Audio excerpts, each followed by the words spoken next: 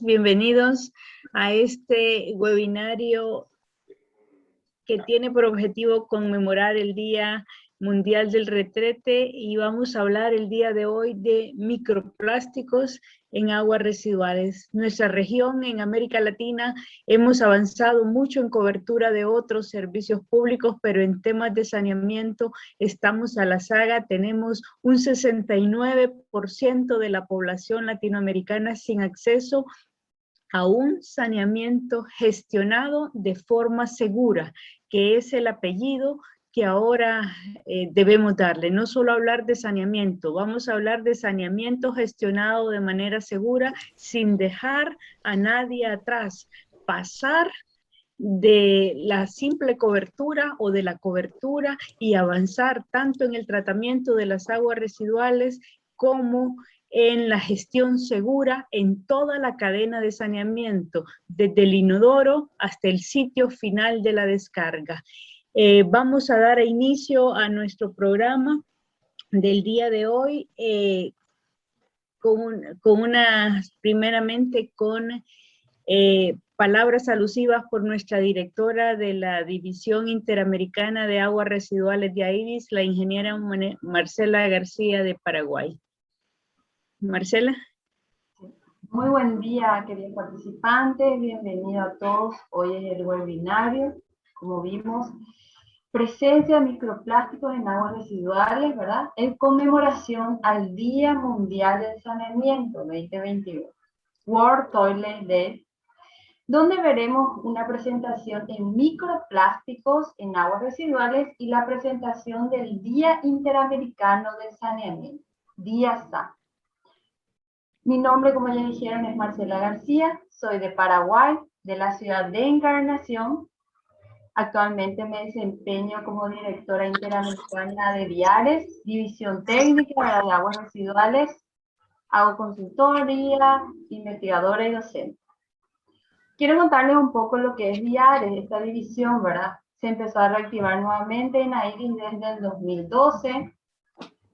Pasaron directores como la doctora Gabriela Moller Chávez de México, el ingeniero José Radamés Fuentes de Puerto Rico y actualmente yo.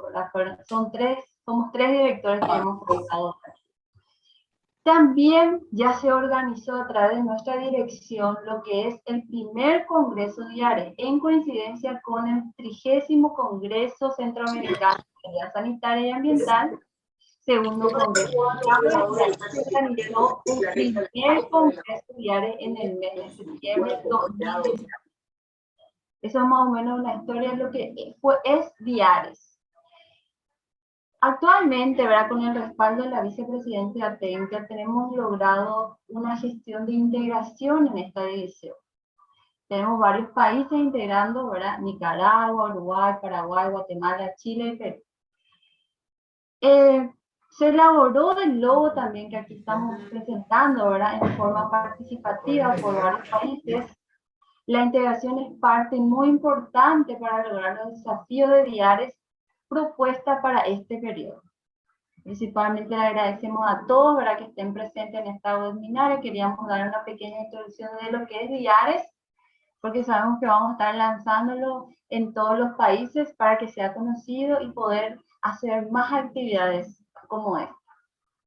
Agradezco a todos desde ya y le damos la bienvenida a la ingeniera Claudine Nori. Ella es ingeniera civil, es máster en gestión integrada de la Universidad de Cádiz de España, diplomada en gestión, curso de operación y mantenimiento de sistemas urbanos, directora de división técnica de aguas residuales de ANISA, es consultora, docente, tiene varias experiencias, ¿verdad?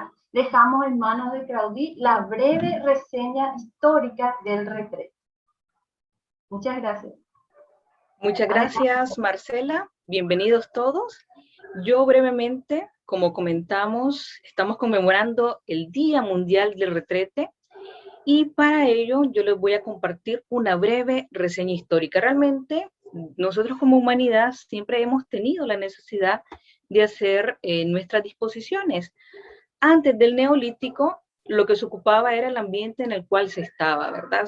En el momento en el que se estaba y en el lugar en el que se estaba.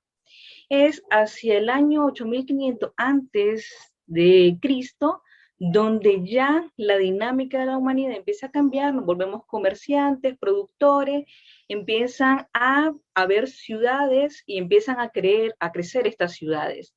Y es así como se tiene lo que es las primeras instalaciones de saneamiento en Babilonia, realmente son pozos ciegos, esto es en el año 4000 antes de Cristo.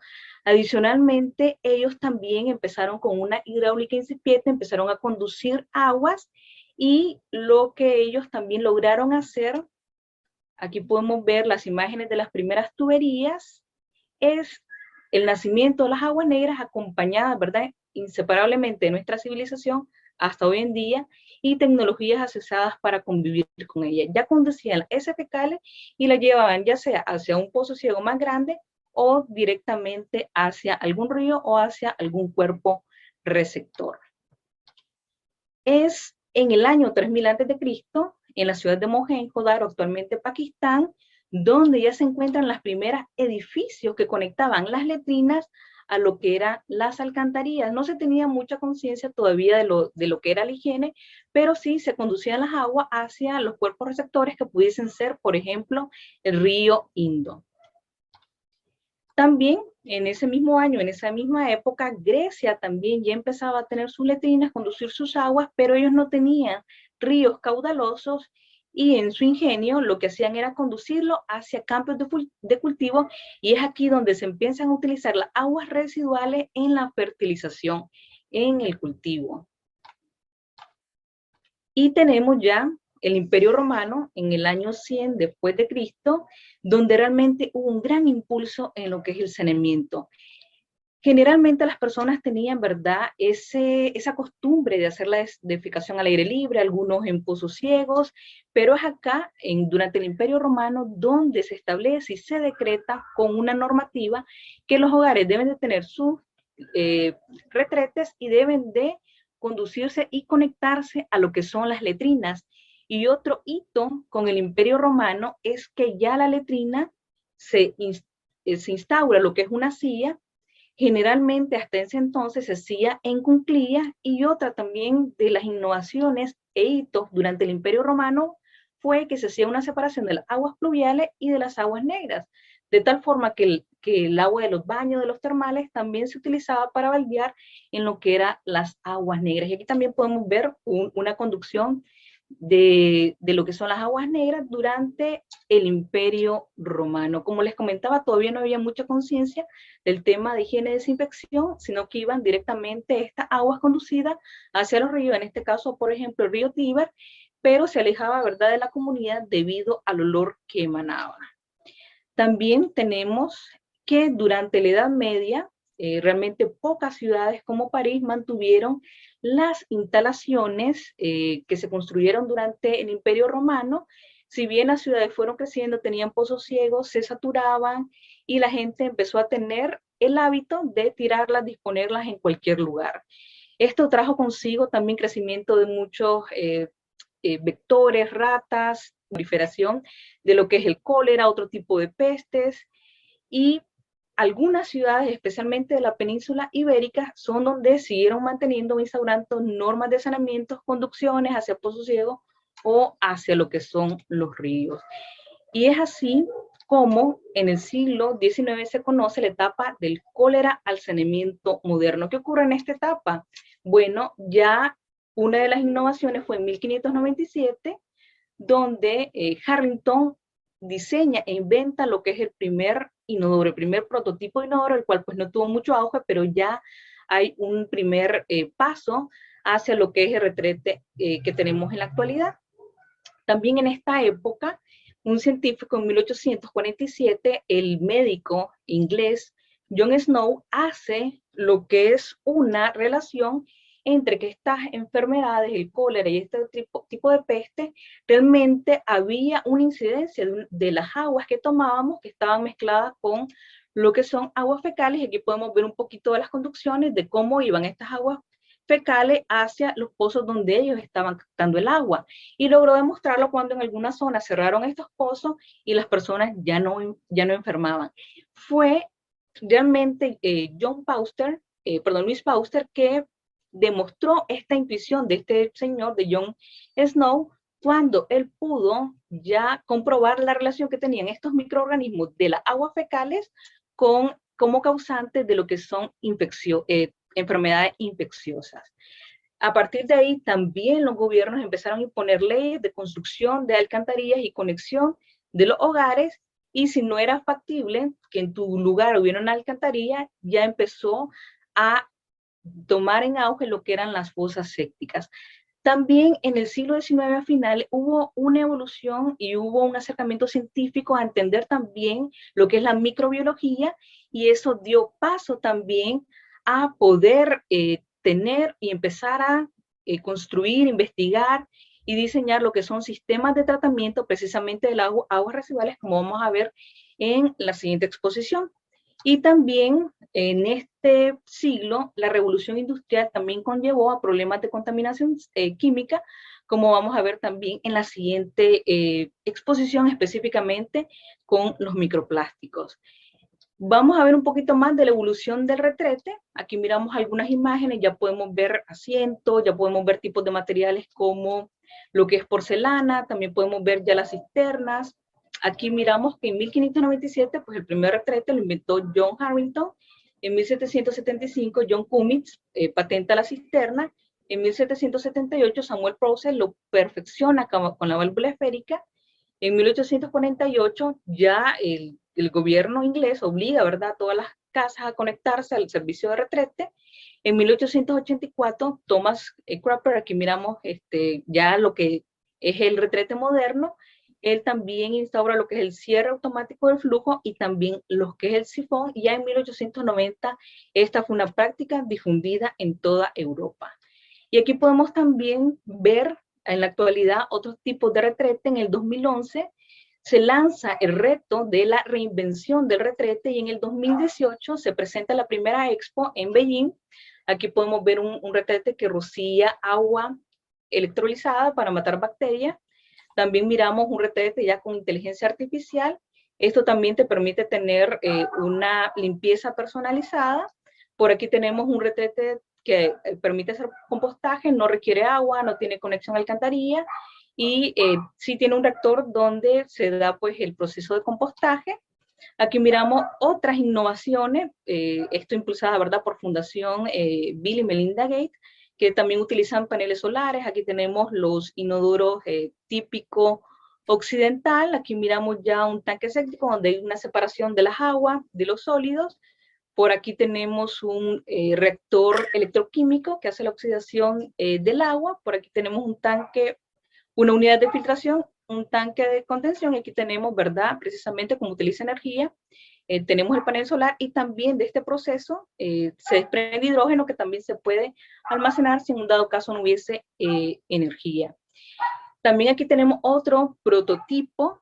Actualmente, a partir de 2020, se está haciendo ya un proyecto piloto en una ciudad de Sudáfrica, en Durban, y el siguiente paso va a ser ya evaluar realmente el funcionamiento, ver cómo puede ser más sostenible, y pues hablar con los fabricantes también para que se empiece a realizar su producción masivamente. Es prácticamente este mismo inodoro, no tiene conexión al alcantarillado sanitario, sino que él mismo hace lo que es el tratamiento y también da paso a tener lo que es un compost.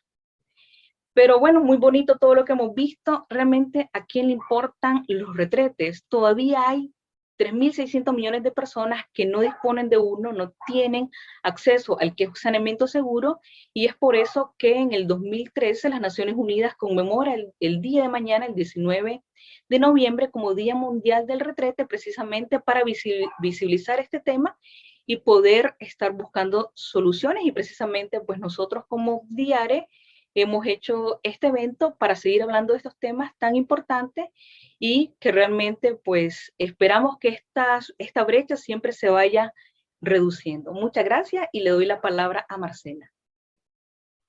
Muchas gracias, Claudí. Muchas gracias, y la verdad que muy interesante el retrete, ¿verdad? Ese día. Así como ella dijo, que con el novio no estaba. Por favor, que apaguen sus audios, por favor, ¿sí? Y vamos a dar lugar, ¿verdad?, a la charla principal que tenemos en este webinario, que es la doctora Oler Oviedo. Voy a dar una pequeña introducción de lo que es ella, ¿verdad?, su vida, sus actividades en esta área tan linda, ¿verdad?, tan nueva.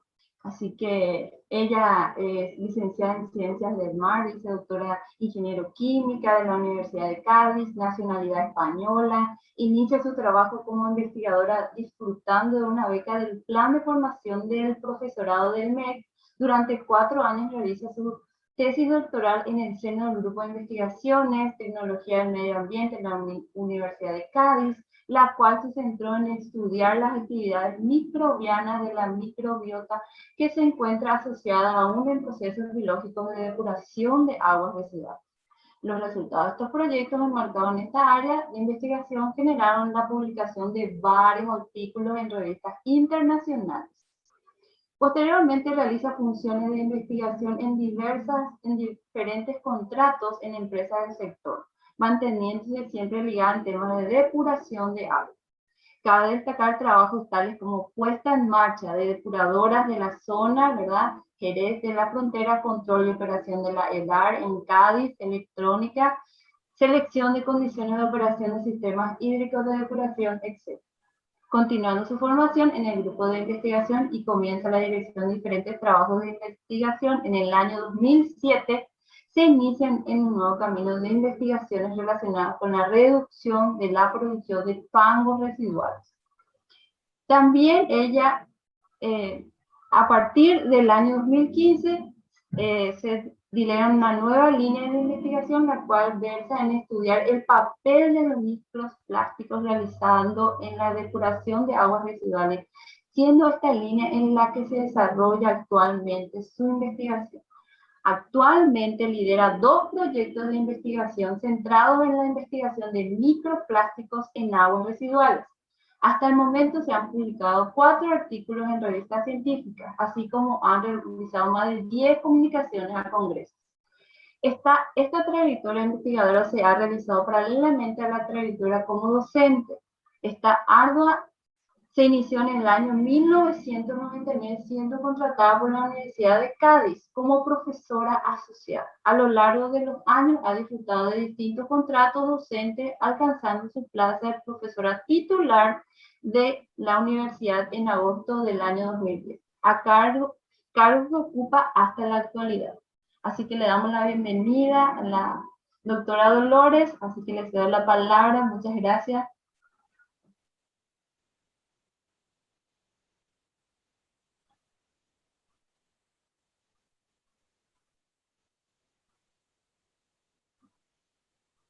Muchas gracias, Marcela. Voy a compartir la pantalla.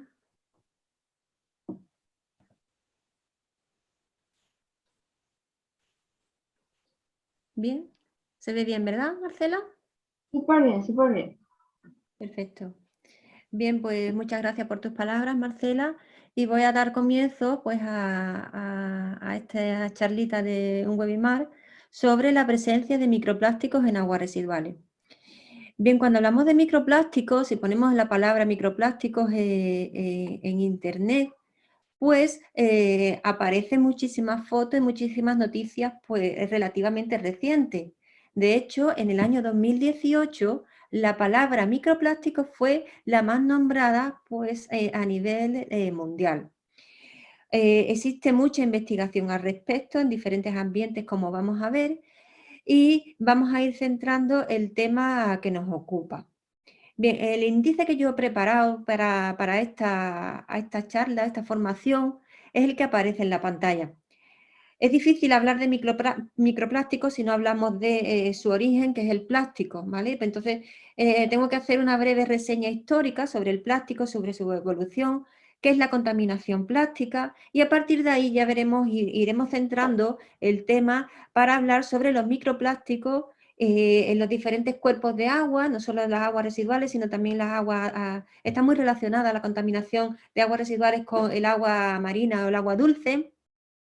Y ya luego, pues nos meteré o os mostraré algunas de las particularidades que tenemos en el tema de la investigación de microplásticos, que es debido a la determinación de los plásticos. Iré iniciando, iré intentando captar vuestra atención, porque es una problemática que existe a nivel mundial y que aún hasta el momento pues no hay solución, ¿vale? Y por último, pues enseñaré algunas de las investigaciones que estamos haciendo en mi grupo de investigación en la Universidad de Cádiz sobre este tema, sobre el microplástico. Espero que sea de vuestro interés. Bien, pues para comenzar hablaremos sobre el plástico y su historia. ¿Qué entendemos por plástico? Pues bien, plástico es un material sintético que está constituido a partir de moléculas sencillas, monómeros, que se van uniendo por diferentes reacciones químicas y forman polímeros y moléculas grandes.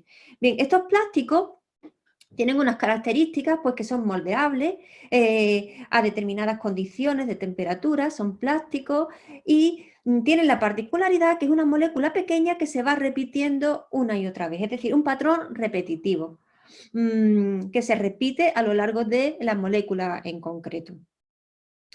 Estos plásticos pues tienen unas características que les hacen diferentes, ¿no? ¿Cuáles son esas características?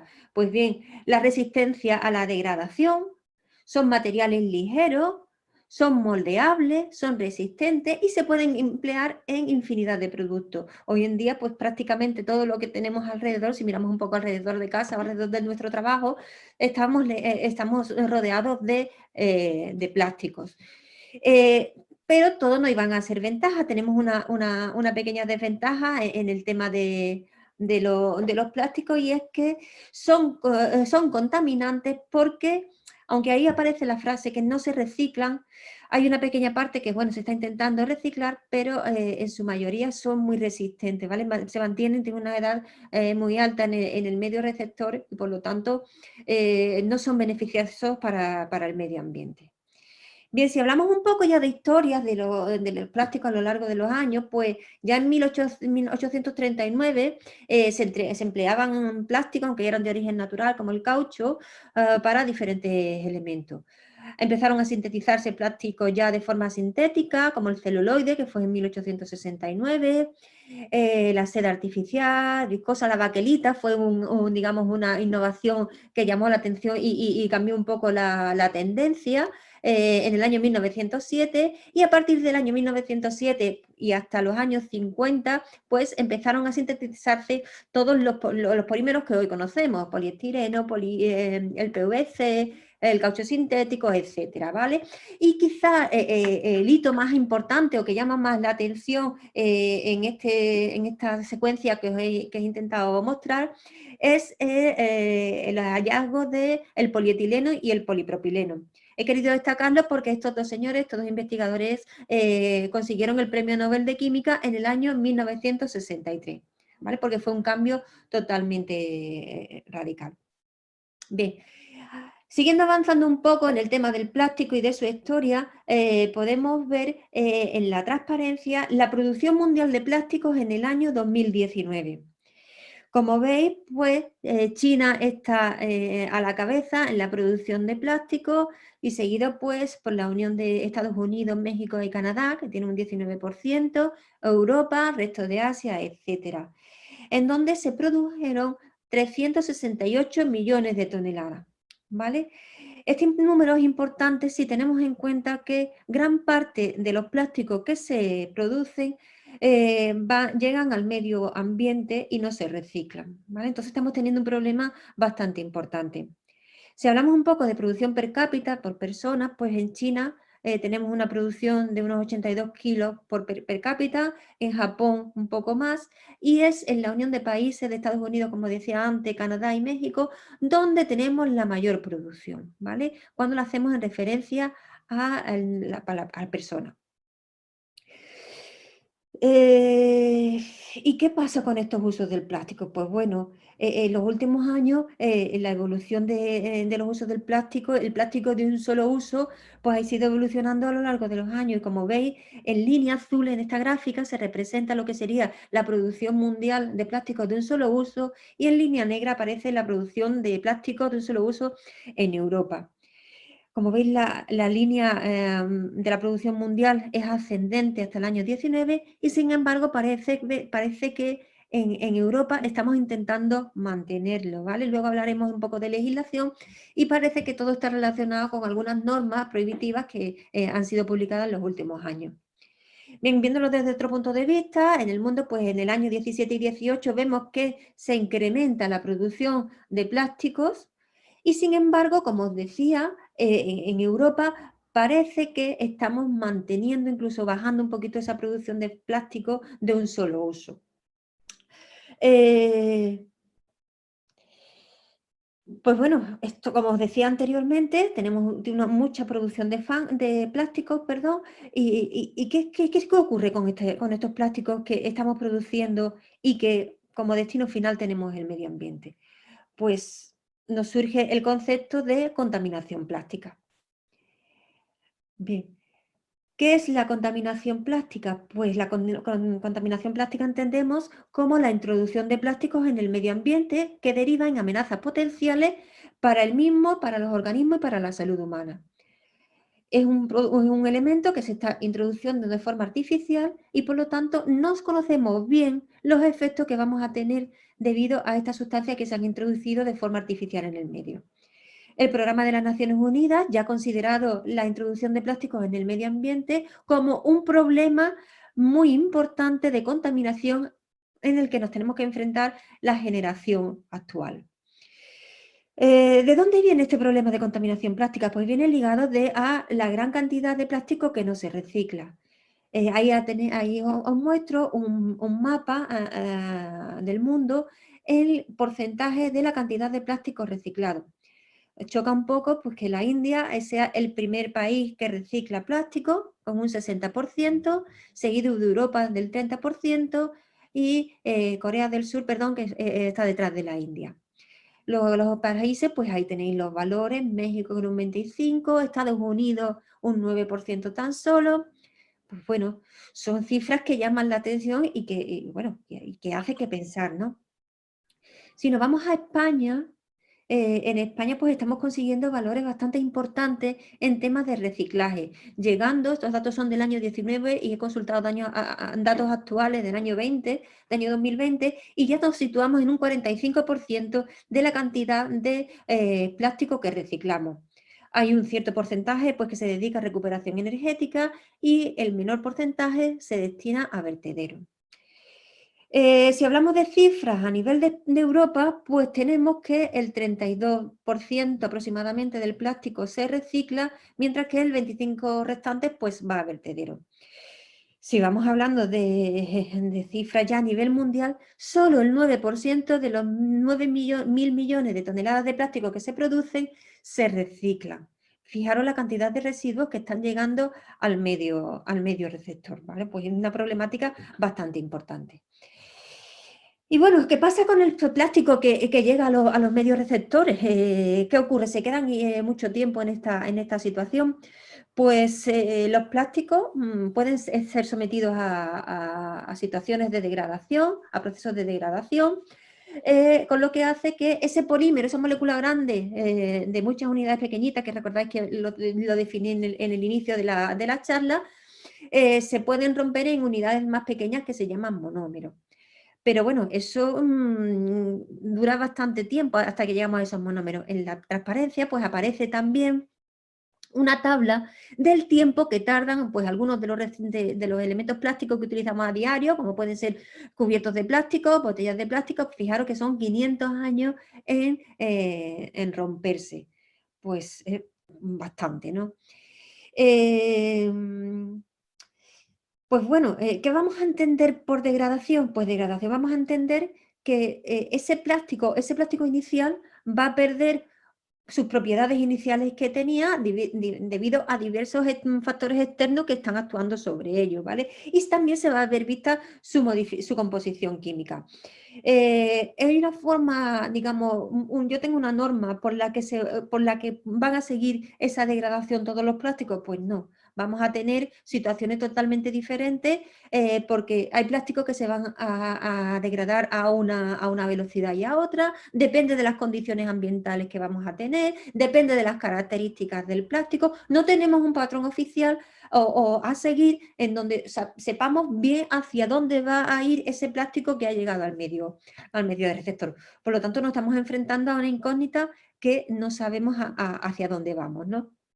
Bien, lo que sí está claro que estos plásticos, bajo condiciones ambientales específicas, en cualquier condiciones, van a perder una serie de propiedades que tenían inicialmente, como pueden ser cambios en la coloración, pérdida de resistencia, se van a fragmentar, vamos a ir ya encaminando un poco hacia donde nos ocupa el tema de hoy, y otros cambios que no van a ser vistos a simple vista. ¿Qué procesos pueden actuar sobre estos plásticos degradables? Pues bien, pueden experimentar fotodegradación, que se van a poder degradar por la incidencia de la luz, por condiciones de incremento de temperatura, que sería una termodegradación, por una degradación química, determinados compuestos químicos que se pongan en contacto con ese plástico lo pueden degradar, o bien degradación mecánica por agentes físicos. Y por último, pues tendríamos la biodegradación, en donde serían unos organismos los que se van a encargar de provocar la degradación de este plástico. ¿Vale? Bueno, pues entonces estamos en una situación en donde el plástico puede degradarse, no puede degradarse. ¿Qué va a ocurrir? Bueno, pues distinguimos plásticos de dos tipos de plástico, que serían los plásticos oso-biodegradables, que son aquellos plásticos que se degradan en dos etapas. En una primera etapa, estos plásticos se van a degradar por la acción de la temperatura y de la radiación ultravioleta, es decir, por la radiación solar, y vamos a conseguir unos plásticos más sencillos, con un peso molecular más pequeño, y en una segunda etapa, esas pequeñas moléculas que se han formado gracias a la incidencia de la temperatura de la luz, pues esos pequeños monómeros ya lo pueden atacar determinados organismos. Por lo tanto, estos plásticos oso biodegradables en principio no serían un problema para el medio ambiente. Pero tenemos otros plásticos que son los oso-degradables, que experimentan la primera etapa, como he comentado anteriormente, de degradación en polímeros más pequeños por la acción de la temperatura y la condición y radiación ultravioleta, pero se convierten en unos monómeros que no son degradables por la acción de los microorganismos. Por lo tanto, estos monómeros van a permanecer muchísimo tiempo en condiciones ambientales y son los que realmente suponen un riesgo para el medio ambiente, ¿vale? Y son los que nos van a ocupar en la conferencia que estoy hoy transmitiendo. Y es la presencia, estos pequeños monómeros que hemos formado son los conocidos como microplásticos, ¿vale? Pues bien, ya hemos dicho, empezamos diciendo que los microplásticos eran unas moléculas, eran unas partículas, y una palabra que se ha empezado a escuchar mucho en los últimos años, sobre todo pues, en 2018 fue la palabra más nombrada en el mundo. Pues bien, la primera transparencia que tenéis de microplástico, pues ya llama un poco la atención. ¿Dónde encontramos microplástico? Pues microplástico lo vamos a encontrar en prácticamente todos los ambientes. ¿Y qué entendemos por microplástico? Pues bien, hay muchas definiciones de microplástico. Los microplásticos, una definición un poco más formal, sería un grupo de materiales sintéticos que están hechos de polímeros derivados del petróleo, bien de una base biológica, y se trata de partículas sólidas que tienen un tamaño inferior a 5 milímetros, ¿vale? Entonces los microplásticos van a ser partículas inferiores a 5 milímetros.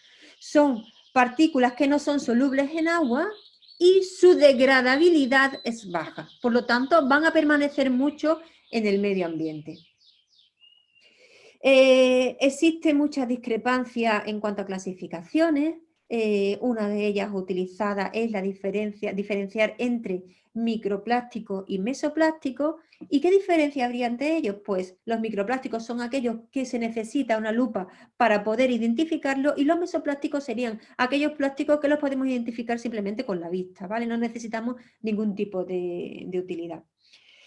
Como os digo, hay muchas clasificaciones en la bibliografía. Ahí os pongo una tabla pues, en donde se distingue entre macroplástico, mesoplástico, microplástico, mini microplástico y nanoplástico, ¿vale? En diferentes ambientes pues existen las clasificaciones.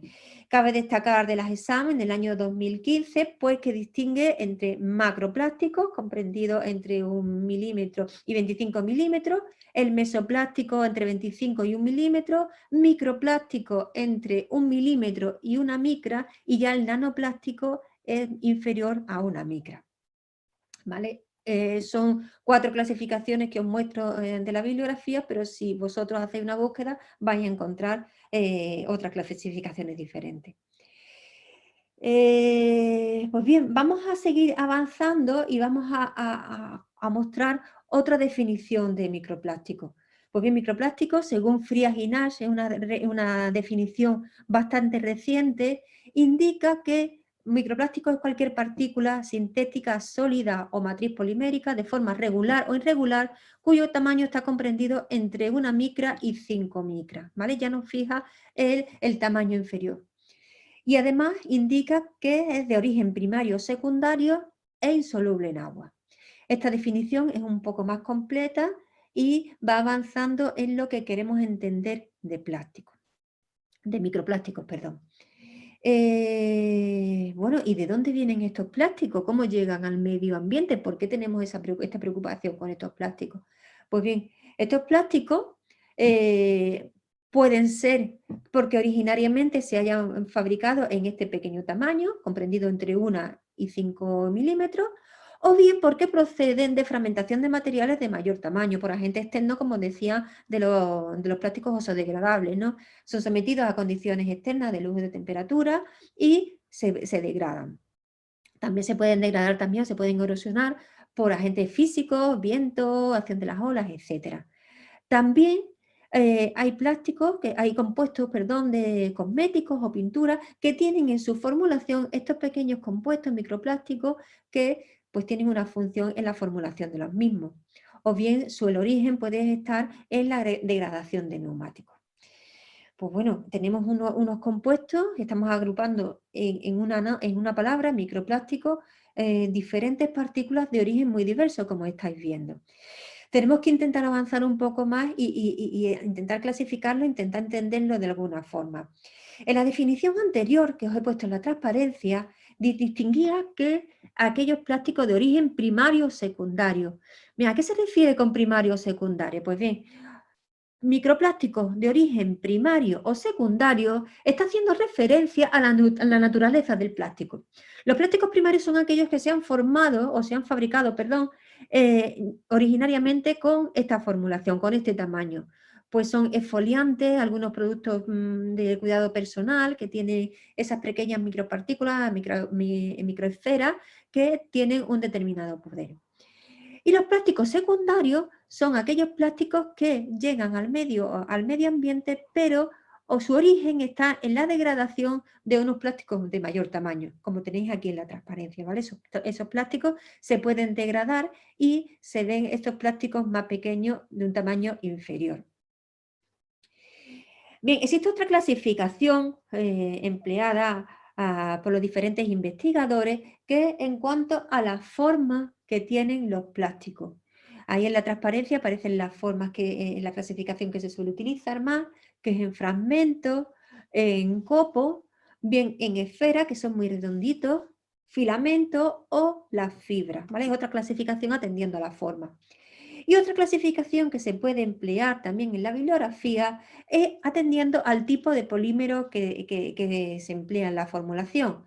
Pues puede ser el EVA, el polietileno, polipropileno, poliestireno, etc. ¿Vale? Entonces tenemos unos compuestos de una naturaleza muy diferente, de forma diferente y con una composición química diferente.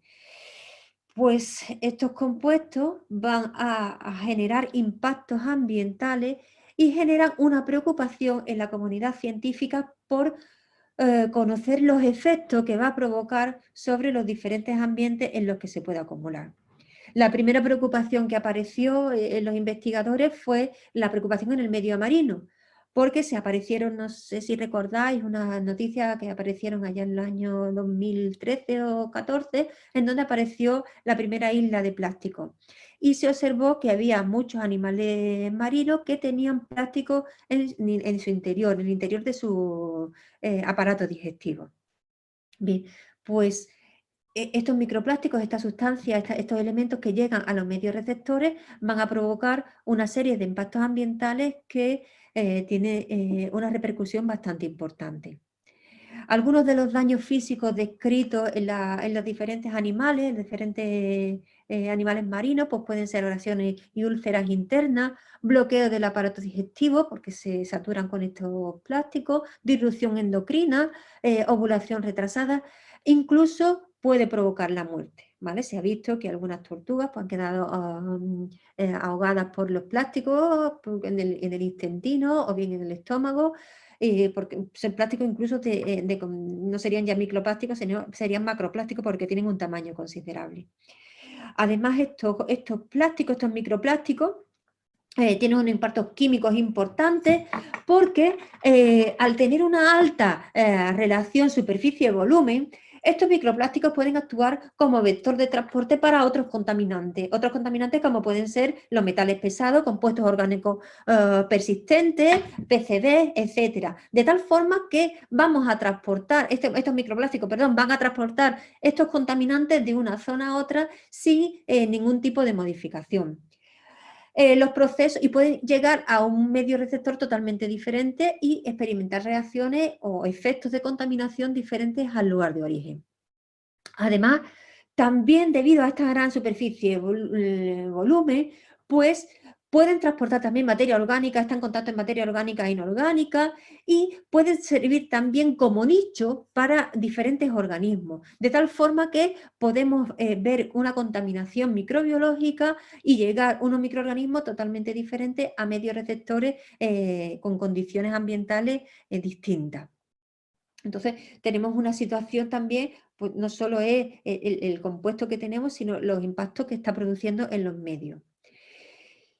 Otra de las problemáticas que tenemos al respecto con los microplásticos, pues que no tenemos legislación ninguna, ni nacional, ni europea, ni mundial, que regule la presencia de los microplásticos y de los nanoplásticos como contaminantes. Este vacío legal pues nos impide ningún tipo de maniobrabilidad. Sí que hay algunas políticas de legislación a nivel europeo sobre basura marina, sobre fuentes de contaminación, sobre impactos, etcétera, y hay iniciativas que son llamativas y que parece que ya están teniendo efectos en el medio receptor con el uso de microperlas en los productos de cuidado personal. Eso se ha visto en diferentes estudios como en los años 2012-13 sí que se observaba una gran cantidad de microperlas asociadas a los productos de cuidado personal.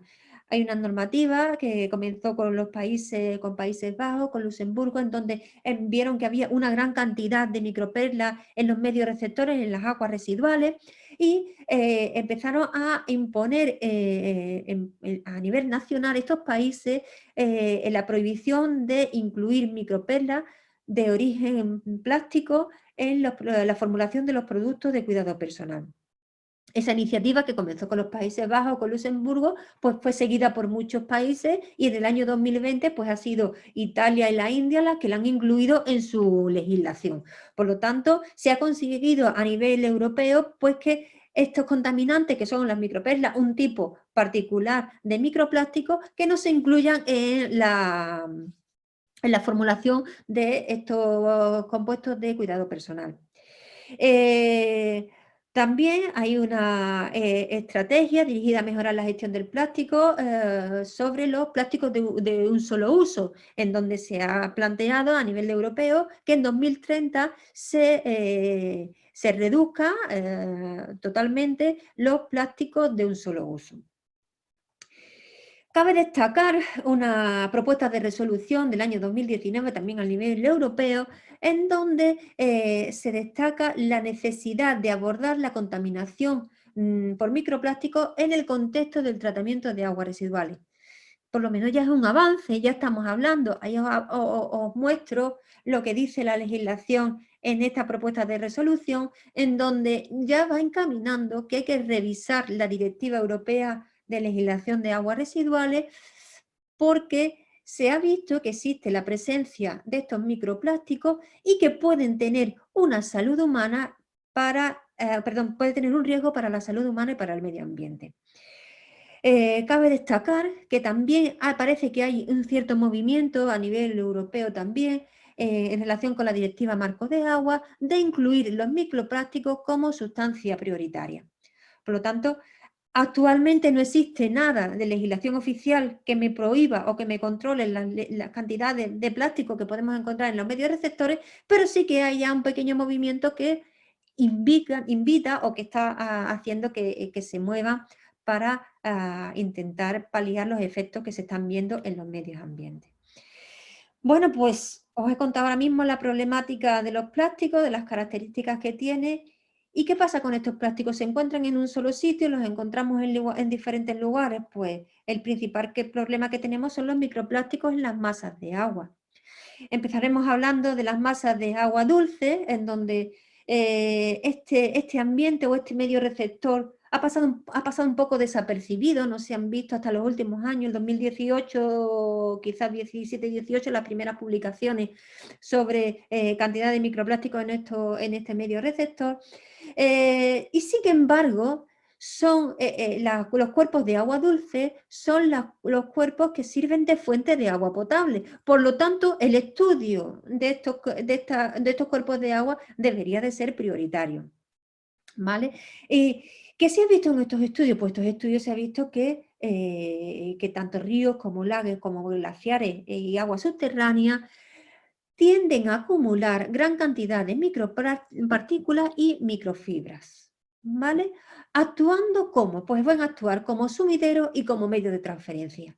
¿A qué me refiero sumidero? Pues los lagos principalmente van a actuar como sumidero. Ellos van a acumular todos los plásticos que le lleguen, mientras que los ríos van a actuar como medio de transferencia, transportándolos de un lugar a otro dependiendo de dónde se produzca el vertido. ¿Cuáles van a ser las vías de acceso de estos microplásticos al agua dulce? Pues a través de las aguas residuales, a través de la escorrentía superficial, degradación propia de los plásticos en las riberas que alcanzan al cuerpo de agua, deposición atmosférica, etc. Bueno, pues ahí tenéis una foto de una ribera con un plástico que se está degradando, se va a formar microplásticos que van a llegar al cuerpo de agua. Ahí tenéis un río de la India, pues bueno, que ahí la cantidad de plásticos que tenéis os podéis imaginar que es bastante alta. Bien, para hacer una revisión de la cantidad de plásticos que podemos tener en los medios, pues os muestro algunos datos de investigadores, como por ejemplo Lechner, en el año 2014, hizo un estudio en el río Danubio, encontrando una cantidad de 318 microplásticos por cada 1000 metros cúbicos de agua. El río Danubio desemboca en el Mar Negro y aquí se han observado 4,2 toneladas de microplásticos al día. ¿Veis qué cifra bastante importante? Si nos vamos a otro estudio realizado en Asia, en el río Wei, que es un afluente del río Amarillo, realizado un estudio por Dean et al. En el año 2019 y encontró que las concentraciones en este río oscilan entre 3,6 y 10,7 microplásticos por litro. Si comparamos esta cantidad encontrada por este autor y las anteriores en el río Danubio, no tienen nada que ver.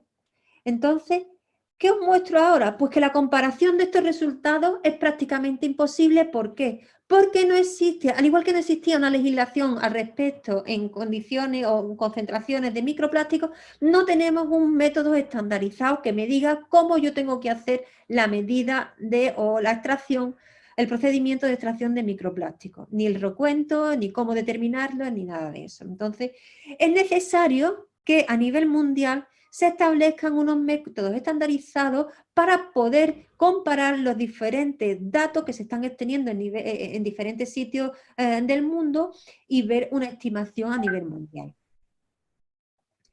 Si seguimos con agua dulce, podemos ver, os muestro un estudio realizado por Ecrisen en el año 2013, en donde se estudiaron la concentración de microplásticos en los grandes lagos, ¿vale? En Estados Unidos.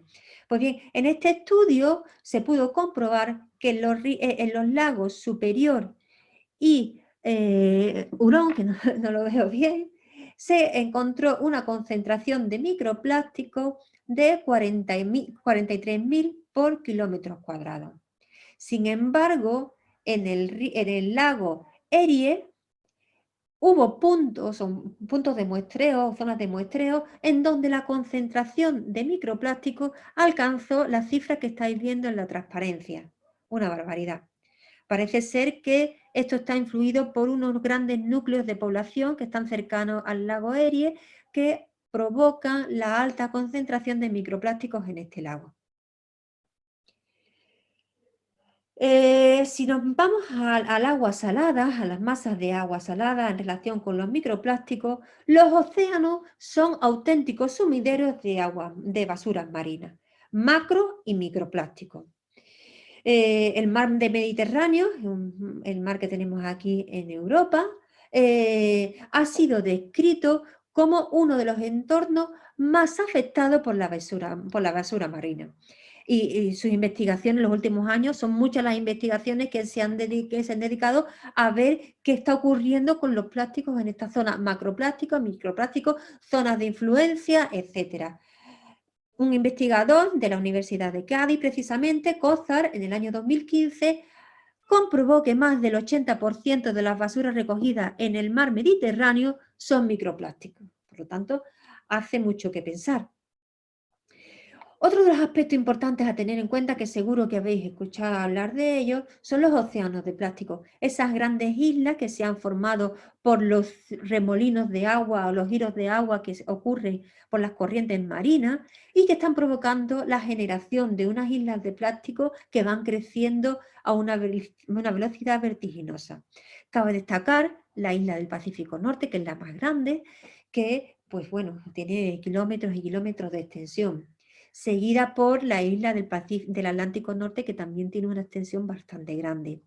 En los últimos años se ha visto la formación de una nueva isla en el Mar de los Sargazos, ¿vale? Que también está teniendo una importancia bastante grande, y también se ha visto ya la formación de una isla de plástico en el Océano Ártico, ¿vale? Por lo tanto, habría que pensar qué estamos haciendo con el medio ambiente, qué estamos haciendo con nuestro planeta y con tanta producción de plástico, y tenemos que poner algún medio para intentar solucionarlo.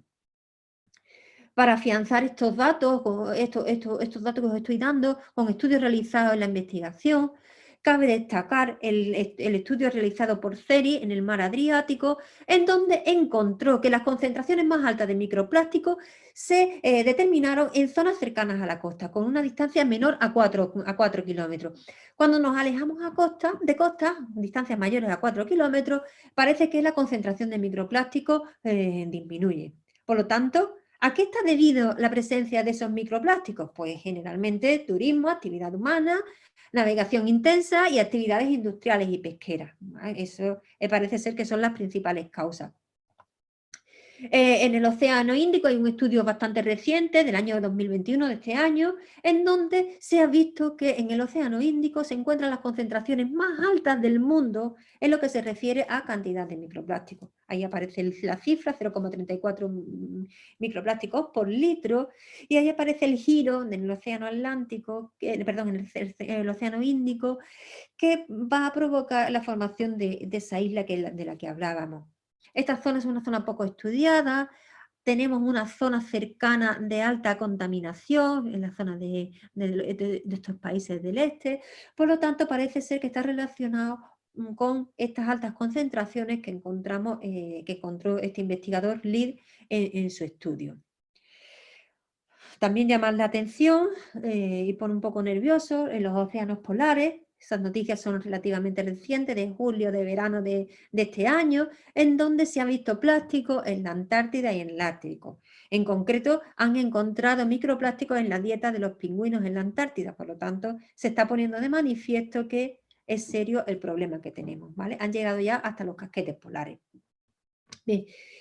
estamos viendo que existen microplásticos en el medio oceánico, en prácticamente 12,2 millones de toneladas, y en esta cantidad de plástico, la mayoría de los plásticos, un 94%, alcanza el fondo marino, mientras que solamente el 1% de los plásticos los vamos a encontrar en la columna de agua.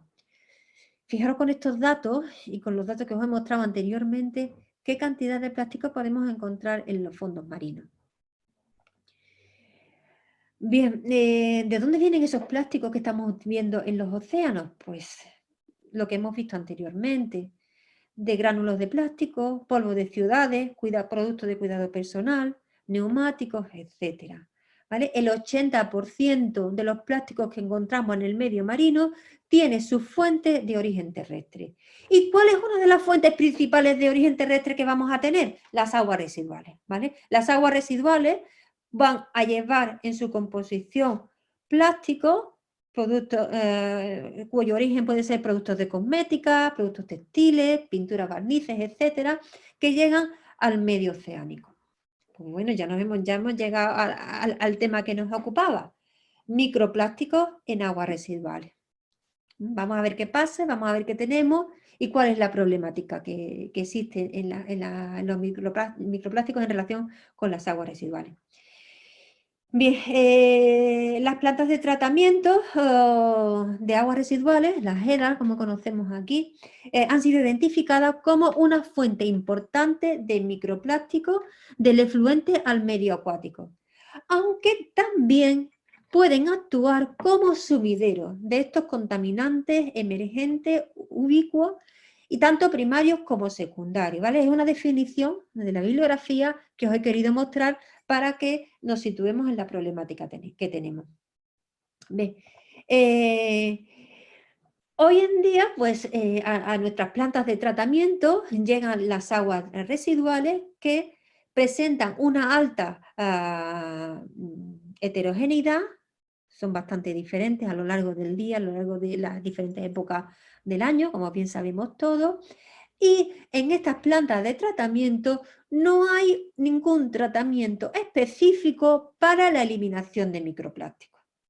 Con todo y con ello, pues se consigue a lo largo de los tratamientos que son sometidas a las aguas residuales en eliminar, no bien eliminar, mejor dicho, lo que conseguimos es retener esos plásticos del agua residual y se presenta un efluente con una baja concentración de microplásticos si los comparamos con el influente. Es decir, podemos conseguir en una EDAR que no tenga ningún tratamiento específico para la eliminación de microplásticos, en conseguir rendimiento en torno al 97-90%.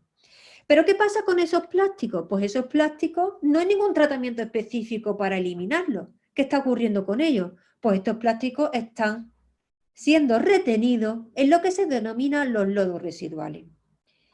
En la mayoría de los países, estos lodos se van a utilizar como fertilizante agrícola, como enmienda de suelo, y van a ser una fuente importante de ingreso de microplásticos al medio ambiente. Entonces tenemos planteada la problemática. Vamos a tener una parte de microplástico que van a salir con el efluente porque no tenemos una eficacia 100% total, y además esos plásticos que estamos eliminando del influente no están siendo eliminados, están siendo concentrados y se están transfiriendo a los lodos. Tenemos una problemática que vamos a ver cómo vamos a solucionar.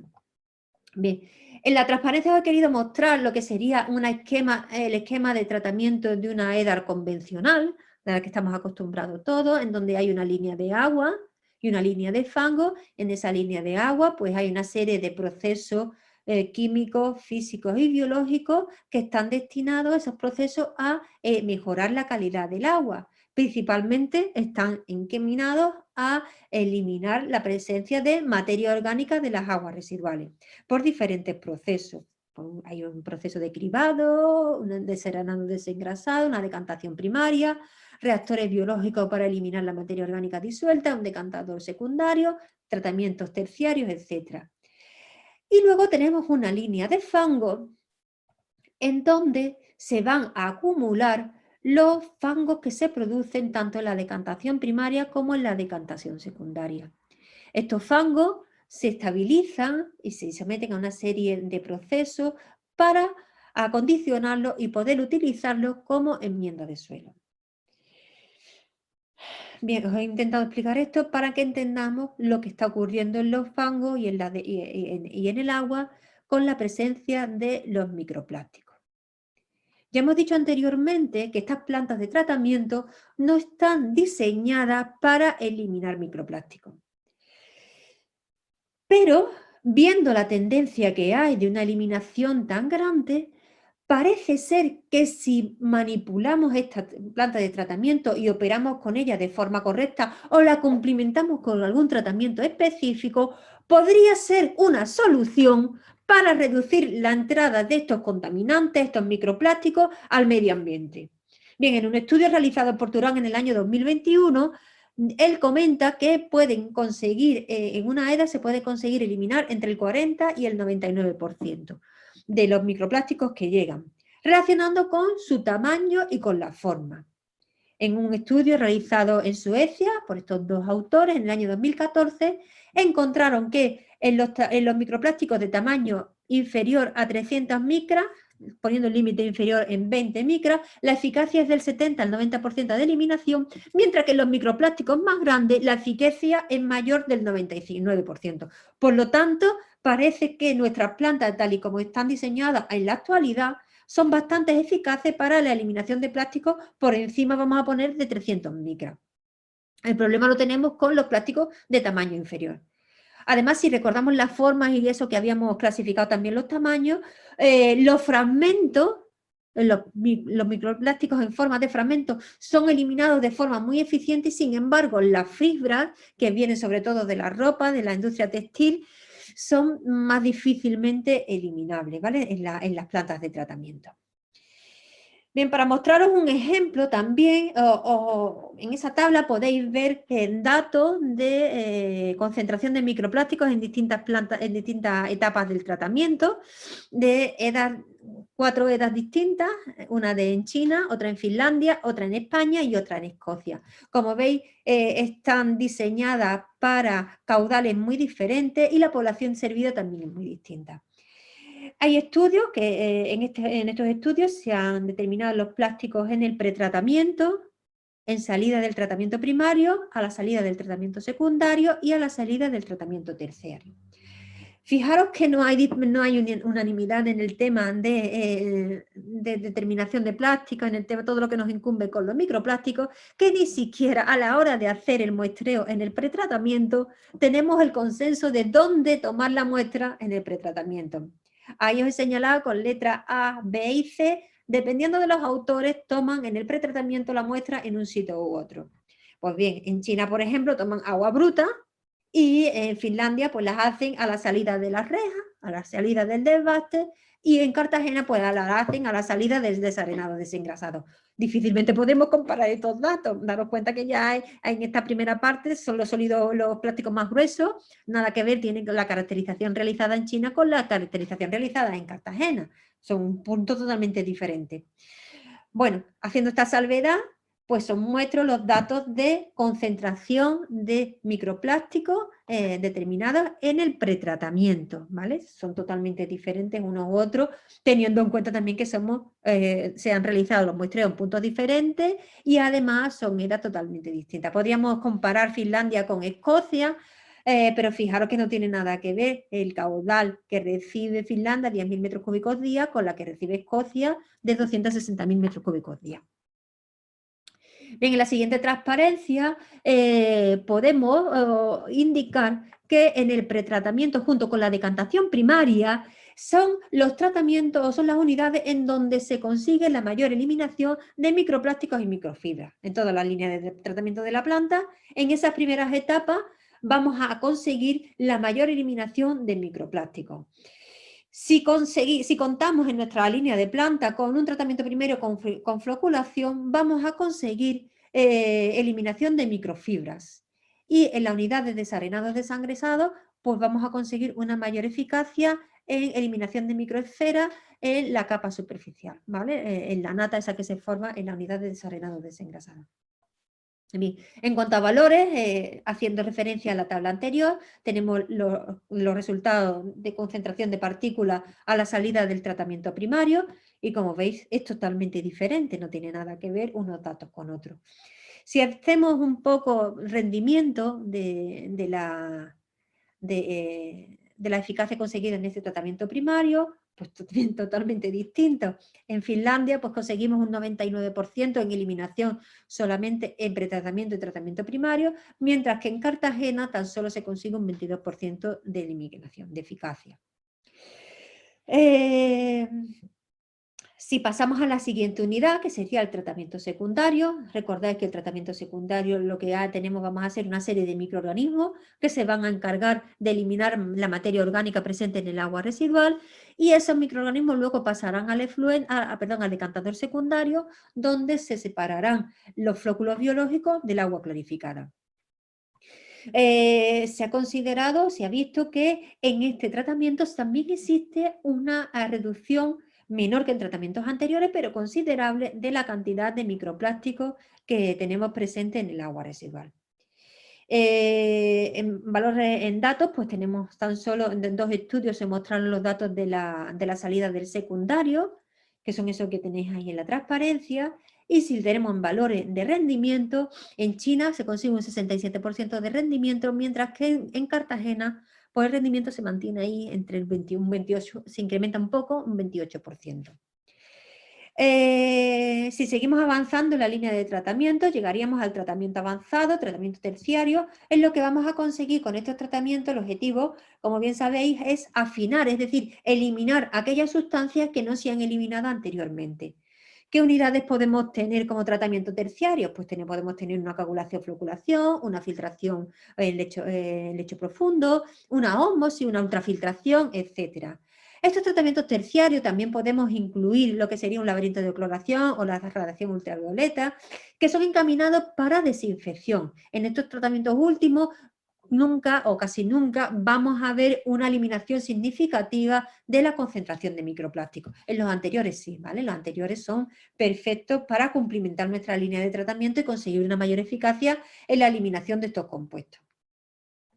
Si nos vamos a la tabla anterior, a la tabla de nuestra que estamos trabajando aquí, vemos la cantidad de micropartículas, de microplásticos que salen en el efluente. Si nos vamos a valores de rendimiento, que nos informan mucho más, pues vemos que Escocia consigue un 98% de eliminación, Finlandia también, Cartagena pues un 90%, la mayor eliminación que hemos conseguido ha sido en este tratamiento terciario y en China pues se queda un poquito por debajo. Estamos hablando, si quitamos a China, estamos hablando de rendimientos bastante altos, por lo tanto, y concentraciones que son bastante pequeñas, si os dais cuenta. ¿Qué pasa con esto? No es importante el aporte que está haciendo las depuradoras, las estaciones depuradoras de aguas residuales en lo que se refiere a microplásticos. Pues vale, se consigue, pero ¿qué está ocurriendo? Que la EDAR supone una fuente importante de microplásticos al medio receptor. En un estudio realizado por Freeman en el año 2020, realizado en una EDAR de tamaño medio, entre 30.000 y 50.000 metros cúbicos día, pudo comprobar que el aporte que se hace diario en cantidad de microplásticos al día es esa cifra que estáis viendo ahí. Daros cuenta que tenemos un orden de 10 elevados a 10 micropartículas al día, lo cual lleva a pensar que, bueno, es una cifra bastante importante a tener en cuenta. Yo lo dejo ahí para que penséis simplemente. Bien, nos hemos centrado en lo que sería la línea de agua. Hemos conseguido importante eficacia de eliminación, como os decía yo inicialmente, que conseguimos entre el 90 y el 97%, perfecto. Pero, como os he comentado, no hay un tratamiento específico para eliminar estos plásticos. ¿Qué está ocurriendo con estos plásticos? Pues bien, estos plásticos se están reteniendo principalmente, hay partes que se retienen en el pretratamiento y esos residuos van a ser gestionados como residuos sólidos urbanos, se van a llevar a vertederos, vale, perfecto. Pero ¿qué pasa? Que gran parte se van a acumular o se van a retener en la decantación primaria, en la decantación secundaria, gran parte de estos microplásticos y van a formar parte de los lodos que se van a gestionar en la línea de lodo.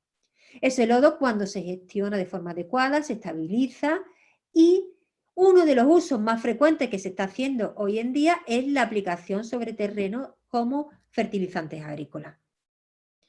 ¿Qué ocurre con esto? ¿Qué pasa? ¿Es problema? ¿No es problema? Vamos a irnos a cifras, quizás nos aclara un poco más. Pues bien, en una EDAR en Canadá, el 93% de los microplásticos que llegan en el efluente acaban en los lodos.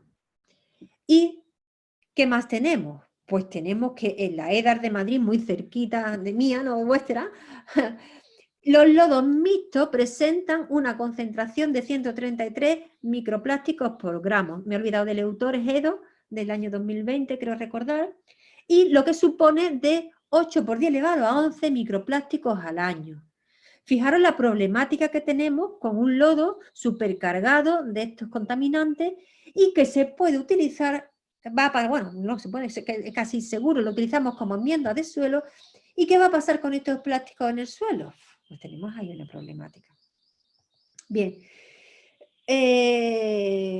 hasta ahora, o la versión, que la imagen que tenemos todos en la cabeza es que necesitamos reutilizar las aguas residuales y la aplicación de los lodos en el suelo responde a un concepto de economía circular, que es lo que siempre vamos buscando y es para hacer las ciudades cada vez más sostenibles, ¿no?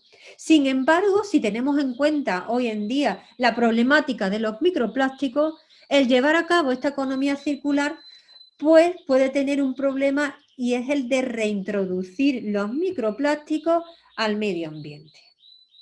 Os muestro datos ahí de una investigación realizada en este año, en 2021, un paper muy reciente, en donde aparecen datos de efluentes de la EDAR de microplásticos al día, entre 22 y 133 millones de microplásticos al día. En cuanto a biosólidos, pues fijaros la cantidad de microplásticos que tiene, y los lodos llevados a vertederos, fijaros la cantidad de microplásticos que tienen en el día. Bueno, pues es lo que hay. Tenemos que tomar algún tipo de medida porque la problemática es bastante seria, ¿no? Y la verdad que asusta un poco. Si seguimos avanzando en la presentación, el siguiente punto que me ocupa es la determinación de microplásticos. Ya lo he nombrado anteriormente. Un problema que tenemos con los microplásticos es que no existe legislación al respecto, no disponemos de un método estandarizado que me permita decir cómo se deben de hacer la determinación de los microplásticos, el muestreo, cómo se tiene que hacer, cómo se tiene que recoger, etcétera, etcétera. Pues un problema, porque cada autor lo hace como buenamente puede, como cree que es la forma más correcta, y a la hora de comparar datos, pues aparecen los problemas. Bien, yo he intentado hacer una secuenciación, una revisión de todos los métodos que hay, que se utilizan para determinar microplásticos en aguas residuales, y es lo que os voy a mostrar a continuación. Bien, el método de detección de microplásticos tengo que decir que es un método bastante tedioso, tiene mucho trabajo cuando se hace un muestreo de aguas residuales, nos lleva pues, meses de trabajo cuando decidimos ir por muestras, es muy tedioso y muy largo. Incluye 4 etapas principales, que sería la toma de muestras, método de extracción, separación por densidad y recogida en un filtro. Bien, empezamos con la toma de muestra. Como es lógico, nunca se nos puede ocurrir ir a tomar la muestra con un frasco de plástico, siempre utilizaremos vidrio o aluminio, y las muestras se pueden coger simples, compuestas o continuas. ¿Qué problemas tenemos? Pues las muestras compuestas, las muestras continuas, cuando utilicemos algún tipo de bombas o algún tipo de mecanismo, Cuando la muestra es del tratamiento primario o del pretratamiento, podremos tener problemas de obturación de tuberías, obturación de los muestreadores, etc. Por eso, cuando vamos a hacer algún tipo de muestras de esto, cuando somos las muestras más de agua bruta, de agua de primario, utilizamos generalmente muestras simples. Mientras que para muestras, digamos, o para aguas más depuradas, pues sí que nos podemos permitir utilizar muestras compuestas o continuas. En cuanto a los métodos de extracción, se refieren debido a las características del agua, nosotros, para poder identificar los plásticos y sacarlos de la matriz que tenemos, las muestras de aguas residuales son unas muestras que tienen una alta concentración de materia orgánica, son muestras muy sucias, que tal y como yo las tomo, pues difícilmente voy a poder identificar los plásticos. De tal forma que yo tengo que someter esas muestras a un proceso de oxidación, un proceso de eliminación de esa materia orgánica. Bien, ¿qué procesos hay? Pues los que tenéis ahí en la transparencia: Fenton, disolución alcalina, hidróxido de potasio, hay algunas digestiones ácidas. De todas ellas, ¿con cuál me quedo? Pues nosotros en nuestro laboratorio nos hemos decantado por la oxidación Fenton. La digestión enzimática es muy lenta, tiene unos reactivos bastante caros, hidróxido de potasio da una serie de problemas y además parece que deterioran algún tipo de plástico, igual que ocurre con las disoluciones ácidas, y nosotros nos hemos inclinado por la utilización del Fenton, que es el método que recomienda la NOAA. Bien, ¿el Fenton en qué consiste? Pues consiste en exponer mi muestra a agua oxigenada con un catalizador, que es el sulfato de hierro, y a una temperatura aproximada de 70 grados. Hay que controlar muy bien la temperatura para impedir que se me degraden los plásticos que están presentes en la muestra. En un tiempo de 3-4 horas, dependiendo, no hay nada estandarizado, lo vuelvo a repetir, porque depende mucho del tipo de muestra que tenga, y pues sometemos a las muestras, como aparece aquí en la transparencia, a esas condiciones y conseguimos la oxidación de la materia orgánica, ¿vale? Una vez que se ha eliminado toda la materia orgánica, procedemos a la separación por densidad. La de separación por densidad, hay muchos reactivos que se han utilizado: cloruro de zinc, bromuro de zinc, yoduro de potasio y cloruro sódico. Hay algunos que parece que son más ventajosos, otros menos, permiten la flotabilidad del plástico, como aparece aquí en la transparencia en la figura. Nosotros lo que utilizamos estos embudos y lo que hacemos es que el plástico flote y lo recogemos por la parte superior. De todos estos, ¿con cuál me quedo? Pues me quedo con el cloruro sódico, porque es el que tiene un menor impacto en el medio ambiente, económicamente es más rentable y me da casi prácticamente los mismos resultados. Por último, tendríamos la fase de recogida del filtro, en unos filtros que pueden utilizarse de nitrocelulosa, de policarbonato, incluso de fibra de vidrio, pero nosotros nos hemos decantado por los filtros de policarbonato debido a la superficie que tiene y nos permite la extracción mejor del plástico para proceder luego a su identificación. Bien, ya hemos conseguido en un filtro relativamente limpio, procedemos entonces a continuación a identificar los plásticos. ¿Cómo lo hacemos? Pues bien, para la identificación de los plásticos lo vamos a hacer de dos formas diferentes. Bien, por identificación visual, que lo que vamos a utilizar es una lupa, un microscopio estereoscópico o una lupa binocular, en donde vamos a identificar mediante nuestros ojos los diferentes tipos de plásticos y vamos a hacer recuento. ¿Qué influye aquí? Pues aquí tenemos, es el método más simple para abordar el análisis de microplásticos y sin embargo es una metodología que nos va a absorber mucho tiempo. Necesitamos que la persona que haga los recuentos sea una persona experta, que tenga experiencia en la práctica de realizar esta tarea y hay que saber que con estos datos no van a ser, digamos, concluyentes, porque lo que nosotros vamos a recontar con la identificación visual van a ser micropartículas, que es distinto a microplásticos. No vamos a saber de esas partículas que yo identifico como microplásticos las que van a ser, digamos, realmente el elemento que nos interesa. Vamos a necesitar de una técnica analítica más avanzada como la que tenéis aquí en la transparencia, la que me va a ratificar que el compuesto que yo he identificado como microplástico es realmente microplástico.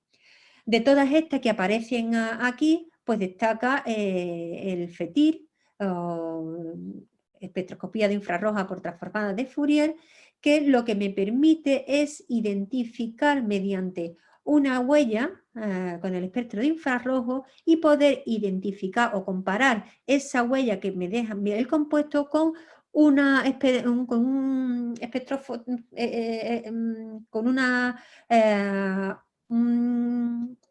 no me sale la palabra, un espectrofotómetro de una biblioteca que tiene interna el equipo. Mediante comparación, pues vamos a poder identificar el tipo de microplástico que tenemos en nuestra muestra en cuestión. Aquí tenemos una salvedad, que hay que tener en cuenta que en el tema, cuando estamos hablando de aguas residuales, estos microplásticos han sido sometidos a una serie de procesos y esa huella dactilar quizás no es igual o no es la misma del compuesto inicial. Por lo tanto, hay que conocer muy bien los distintos cromatogramas que se obtienen para saber si el compuesto es el que estamos buscando o no. Concluyendo, estas dos herramientas, tanto el FETIR como el Raman, son las técnicas analíticas más recomendables y fiables para el análisis de microplásticos en aguas residuales. Para finalizar, os contaré qué estamos haciendo nosotros en la Universidad de Cádiz en temas de microplásticos. Pues bien, el tema de microplásticos, tenemos 3 proyectos en vigor, uno nacional, uno a nivel de comunidad autónoma y uno de nivel europeo. ¿Qué hemos hecho? Pues se trata de ver los microplásticos en EDAR, análisis de la toxicidad de los microplásticos y aplicación de tecnología avanzada para su eliminación. El segundo proyecto trata de microplásticos en lodos de EDAR, nos hemos enfocado en la línea de lodo y vamos a intentar ver algunas tecnologías para la eliminación de esos microplásticos y luego pues estamos trabajando con otros microplásticos, con otro proyecto relacionado con composites plásticos. Bien, en estos estudios que estamos trabajando en la Universidad de Cádiz, lo primero que hicimos es ver si realmente en la zona en la que nos encontramos existe esa gran cantidad de microplásticos en los efluentes de la depuradora, cuánto está llegando a las depuradoras, cuánto se elimina, cuánto se retienen en los fangos, y para ello lo que hicimos es un mapeo de la provincia de Cádiz en 7 depuradoras a lo largo de un año. Estuvimos viendo la cantidad de microplásticos que hay. Bien, en este estudio pues se muestrearon 7 depuradoras, 5 urbanas y 2 industriales. Aquí podéis ver la clasificación en función del tamaño de los microplásticos encontrados en influente y en efluente. Los datos que encontramos ratifican lo que decía la bibliografía. La fracción de tamaño más grande es la menos abundante, mientras que la fracción de tamaño más pequeño es la más abundante. ¿Vale? En el efluente pues tenemos prácticamente un 50% y en el efluente industrial en un 56%. En cuanto a la forma, también se cumple lo que dice la bibliografía, porque las formas más abundantes son las fibras y los fragmentos, ¿vale? Las fibras son las más abundantes, en color amarillo, y los fragmentos en color celeste también son los más abundantes, en influente y en efluente. En lo que se refiere a los tipos de microplásticos, en la composición química, el tipo de polímero, no existe una tendencia clara debido a la complejidad que tenemos en las aguas residuales, los tiempos de residencia, etc. No existe una clara tendencia, parece ser que el PVC es en el influente tanto en urbana como en industrial el más abundante, y sin embargo en el efluente tanto de urbana como de industriales pues depende mucho si es el poliestireno, depende del momento en el que estemos, pues no existe una gran variabilidad que dificulta establecer conclusiones. Lo cual es lógico, sabiendo de la matriz de la que estamos hablando. Otro estudio, bueno, os muestro ya de forma muy rápida porque estoy pasando del tiempo, Marcela, no sé si me vaya a parar. En una EDAR llevada también de la provincia de Cádiz, hemos hecho un estudio en cuanto a de micropartículas y microplásticos. Aquí se ratifica también los datos que habíamos visto, la fracción más pequeña es la más abundante, ¿vale? En el influente y en el efluente. Las fibras se muestran como la forma más mayoritaria. Y en este estudio de esta planta, que también se llevó de forma más exhaustiva y que os muestro a continuación, se consigue un 97% de eliminación de microplásticos. Ahí aparecen los diferentes polímeros que se encontraron. Bueno, bastante interesante. Encontramos lo mismo que autores a nivel mundial en diferentes puntos del mundo, nosotros coincidimos con ellos. Y además nosotros acompañamos de un análisis del cauce receptor, de la cantidad de microplásticos que encontramos en el punto o en la zona donde se produce el vertido. Si os dais cuenta, los polímeros que encontramos fueron pues totalmente diferentes. ¿Y dónde estamos? ¿A dónde vamos? Pues actualmente estamos trabajando en la implementación de tecnologías para conseguir una mejora en la calidad del efluente. Estamos empleando filtros de gravedad, tecnologías de membrana y reactores de biomembrana para conseguir una eficacia pues 100%. Estamos en ello, estamos trabajando. Actualmente se están realizando tesis doctorales en este tema y estamos obteniendo resultados. En el tema de los lodos también tenemos una tesis doctoral en realización en donde lo que estamos viendo, hay algunos autores que ponen de manifiesto que la digestión anaerobia consigue una degradación de los plásticos. Nosotros estamos haciendo ensayos a nivel de laboratorio, a nivel de escalita pequeña, y estamos viendo a ver qué ocurre con la presencia de plástico y la digestión anaerobia. Pues bien, estamos viendo que existe una afectación, esto sería el lodo con el inóculo con los microplásticos, y hay una disminución del rendimiento de la producción de metano en un ensayo que pues prácticamente ha sido un primer acercamiento. Y también vamos a hacer ensayos en reactores aerobios porque la bibliografía reciente parece que muestra alguna pequeña biodegradación de estos compuestos, de estos microplásticos en reactores aerobios, en función de los tiempos de residencia, en función de la edad del fango, y vamos a empezar y vamos a hacer algunas investigaciones así y ver la influencia que tienen esos microplásticos también sobre la actividad microbiana. Como veis, tenemos una parcela muy grande de investigación, estamos muy ilusionados, estamos trabajando mucho, estamos empezando a publicar, a producir, ¿no? Estamos como en la comunidad científica, tenemos que publicar nuestros resultados, empezamos a ver esta producción, y sin duda esto no sería posible gracias a, si no tuviera este equipo que tengo detrás. Este trabajo lo he mostrado yo, pero tengo equipo detrás que es increíble y que trabajan como nadie. Tengo que darle las gracias a ellos porque están trabajando conmigo desde el momento 1 y bueno, gracias por la atención y espero que os haya gustado esta pequeña presentación. Gracias. Gracias, doctora. Muchas gracias. Vamos a darle lugar a Claudí, que es la encargada de hacer las preguntas, las consultas. Creo que hubo varias preguntas. Muchas gracias, doctora Coelho, por su presentación. La verdad es que es de bastante interés todo el recorrido que nos has comentado y compartido y todo el esfuerzo en investigación del equipo en la Universidad de Cádiz. Ya hay preguntas en el chat, voy a leer. Pregunta Diego, antes que nada, ¿verdad? Quiere felicitar por la interesante ponencia y la pregunta que él tiene es, ¿la presencia de microplástico en la red colectora de aguas residuales puede causar algún tipo de inconveniente a las bombas, cañerías u otros elementos de la red? Pues nosotros no hemos visto que haya problemas, porque no es tanta la concentración en la que se observa. Los microplásticos no van a producir ningún tipo de obturación ni ningún tipo de interferencia. Por lo menos lo que nosotros hemos visto. Nosotros nos ocupamos realmente de la instalación en sí, no en el tipo del saneamiento y cuando llega a la planta. Pero no creo yo, por la magnitud del problema, no creo que llegue a producir problemas. Muchas gracias. Pregunta José, su consulta es, Los microplásticos podrían ser una amenaza importante como contaminante para Perdona, las aguas subterráneas, teniendo en cuenta que los microplásticos presentes en los lodos como fertilizante. Claudia, está saliendo entrecortado. No sé si sí, quieres, vale, que quiera yo. si quieres apagar. Lo leo yo, ¿sí? Porque creo que está así, lo que pasa con cuando es online. Sí, José consultó. Ok. Ahora, si está saliendo cortado, no sé si apagas tu cámara, capaz que ahí sale mejor.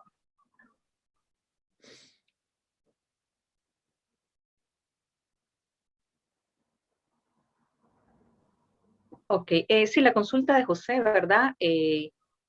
Sobre los microplásticos, si son una amenaza como contaminante para las aguas subterráneas, debido a que se utilizan en los lodos para fertilización que podrían infiltrarse en el subsuelo con el tiempo. Sí, sí, es una problemática que todavía no hemos abordado, pero que está ahí y la tenemos presente a continuar. Efectivamente, la problemática que se plantea, el microplástico en la línea de tratamiento de lodo se degrada, se fragmenta y ese micro probablemente se convierte en nano. En nano cuando se ha aplicado al suelo, pues en las condiciones atmosféricas, pues también se podrá experimentar modificaciones y degradarse aún más, dependiente por la lisiviación, por percolación, dependiendo del suelo, dependiendo de la roca que alberga el acuífero, pues puede llegar al agua subterránea y provocar contaminación. Pero yo creo que no hay que irse tan lejos, lo tenemos mucho más cerca, lo tenemos mucho más cerca. El plástico lo tenemos, la fibra la tenemos en nuestro día a día y bueno, si hacéis una consulta en alimentos y demás, estamos consumiendo plástico. Es una problemática que tenemos ahí de una dimensión tan grande y que no se sabe, no tenemos límites para poder controlarla. Bueno, en el chat hay felicitaciones por la ponencia, muy interesante. También felicitaciones a la doctora Coelho. Y precisamente yo creo que investigaciones como las que ustedes están desarrollando en conjunto con otros científicos, pues precisamente visibilizan el tema y también ayudan a que, como comentabas, aún no está estandarizado, pero ir hacia eso, ¿verdad? Que todavía está pendiente. ¿Alguna recomendación que nos puedas dar nosotros como, digamos, los seres que hacemos uso y consumo de esta materia prima de los plásticos? ¿Qué recomendación nos das? ¿Qué acciones podemos tomar para evitar o reducir? Bueno, pues reducir en origen quizás es la forma más fácil. Pues empleando los plásticos en la menor manera posible, reutilizando los plásticos, por ejemplo, se me ocurren las bolsas de basura, no utilizando, no incrementando pues las toallitas, el papel higiénico en el retrete, intentar minimizar y reutilizar la mayor cantidad de plásticos que tengamos, es lo que se me ocurre. Pero necesitamos, lo que sí yo demando es una normativa. Si no tenemos una normativa detrás, difícilmente se podrá conseguir algo. Tenemos que unificar esfuerzos y luchar contra esto, porque el problema se nos va de las manos. El problema se nos va de las manos. Habéis visto las islas de plástico que hay en los diferentes océanos. Tenemos plástico ya en los pingüinos de la Antártida. Estamos invadidos por plástico. Nos ha facilitado mucho la vida, porque no podemos tampoco decir que todo es negativo, porque el plástico nos ha facilitado mucho la vida. Y lo que os decía, todos tenemos plástico alrededor. Yo sí puedo mirar aquí alrededor de mí, donde estoy en casa, tengo plástico en todos lados. Pero tenemos que pensar muy bien el uso que le damos y reutilizar, sobre todo, es reducir en origen, es la principal vía que se me ocurre, reducir en origen. Muchas gracias por su respuesta. Si nos puede brindar también algún contacto, también hay varios grupos de investigación de diferentes países de Latinoamérica que se han conectado a esta charla y de cierta manera pues saber de qué manera pueden contactar o a futuro hacer alguna alianza de investigaciones con ustedes. Pues nosotros encantados con trabajar con vosotros. estamos dispuestos, somos un grupo muy joven, como podéis ver en la foto, con ganas de trabajar. Es un grupo que me apoya muchísimo y estamos dispuestos a trabajar donde sea. Así que os paso, bueno, Claudia tiene mi correo electrónico, os lo pongo a vuestra disposición y alianzas y hacer convenios, hacer proyectos conjuntos y trabajar por este tema. Muchas gracias, Loli. Por el momento no hay más preguntas en el chat. Con esto cerraríamos esta parte y doy la palabra a Marcela. Muchas gracias. Muchas gracias ya, doctora. Así que voy a estar compartiendo en el chat. Tenemos una página, tenemos una page de Facebook donde vamos a estar publicando el video de lo de hoy. También vamos a publicar, también podemos pasar a los que nos pidan. Queremos pasar también un pequeño link para que completen sus datos, ¿sí? Algunas pedidos que tengan, su correo, si quieren consultas. Aparte, ahí le podemos pasar el correo de la doctora. Así que le voy a estar pasando en el chat, así que si pueden ir completándola, le vamos a agradecer muchísimo, ¿verdad?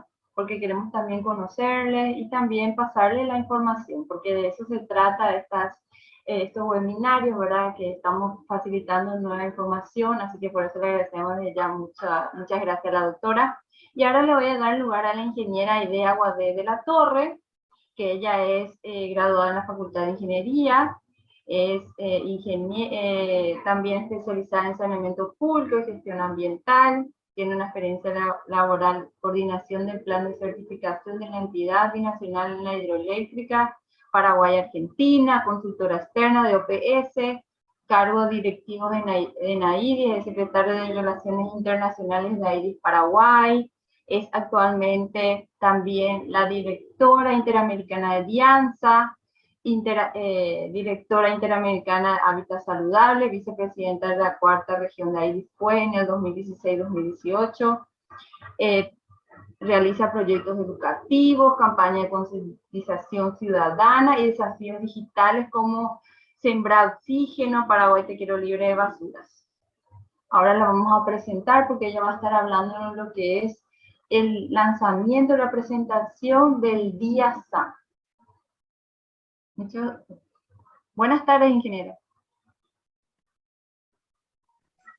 Buenas tardes, Marcela. Buenas tardes a la doctora Dolores. Qué gusto haber podido participar de este encuentro propiciado por Diares, y agradecida de que nos hayan llamado a colaborar a la División de Ambientes Saludables de AMSA, que es la que está a mi cargo. Bueno, les saludo a todos los participantes de este webinario que estamos realizando por el World Toilet Day, el Día Mundial del Retrete o Día Mundial del Saneamiento, que es mañana, y que queremos aprovechar como DIAMSA, aprovechar las capacidades y las fortalezas de nuestra asociación de AIDIS y proponer destacar, o que esta fecha sea destacada por nuestra asociación como una de sus estandartes, porque la asociación tiene ya 3 días interamericanos, fechas conmemorativas, y queremos que esta sea una 4ª fecha.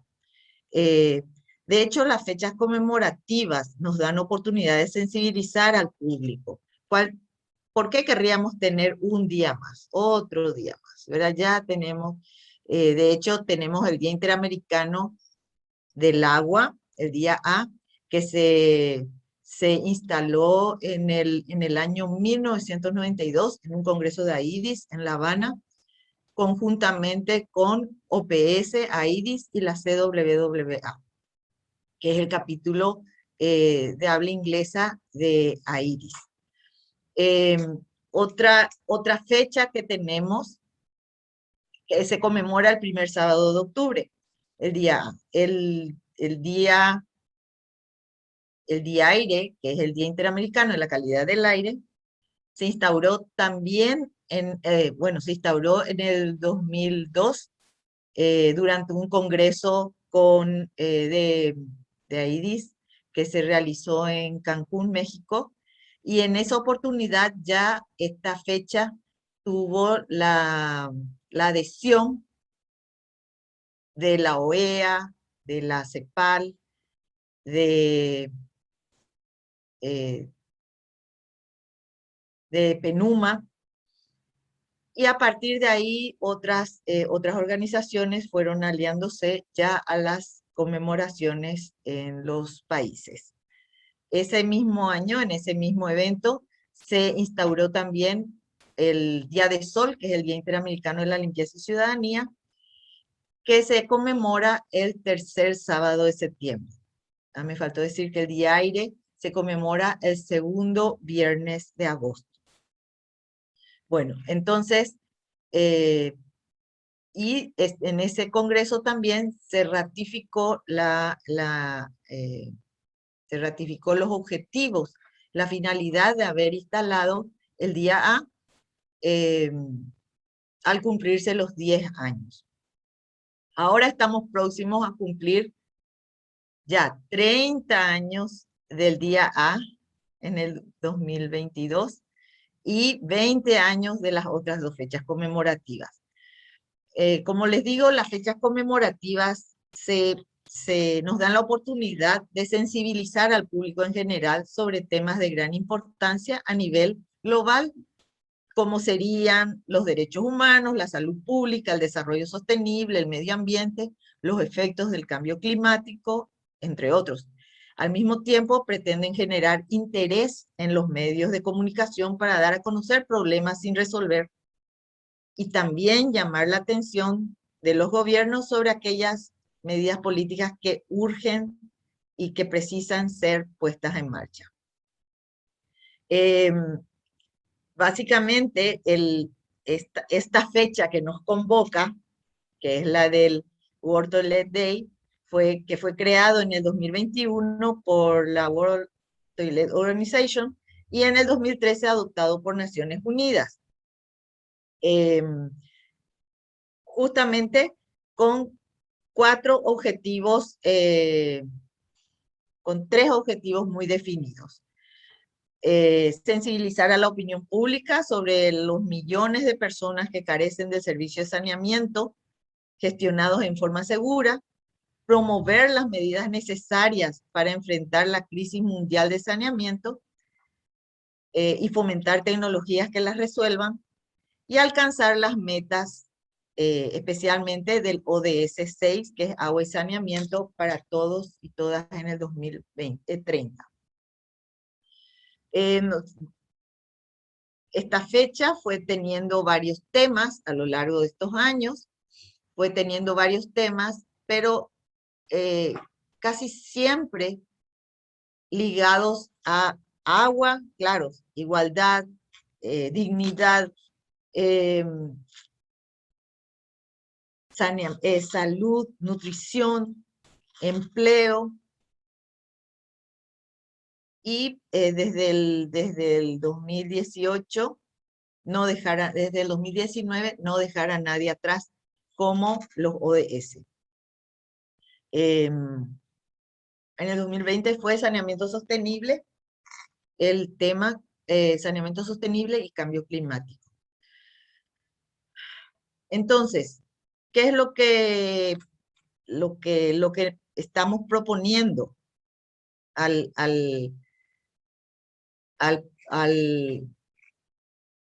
plantear la instauración del Día del Saneamiento como un día interamericano? Que las organizaciones aliadas de AIDIS se adhieran a esta fecha a fin de enfocarnos específicamente en los números que ya la doctora Mirna nos dio al comienzo, los números muy preocupantes que en este ámbito presenta nuestra región de América Latina y el Caribe. La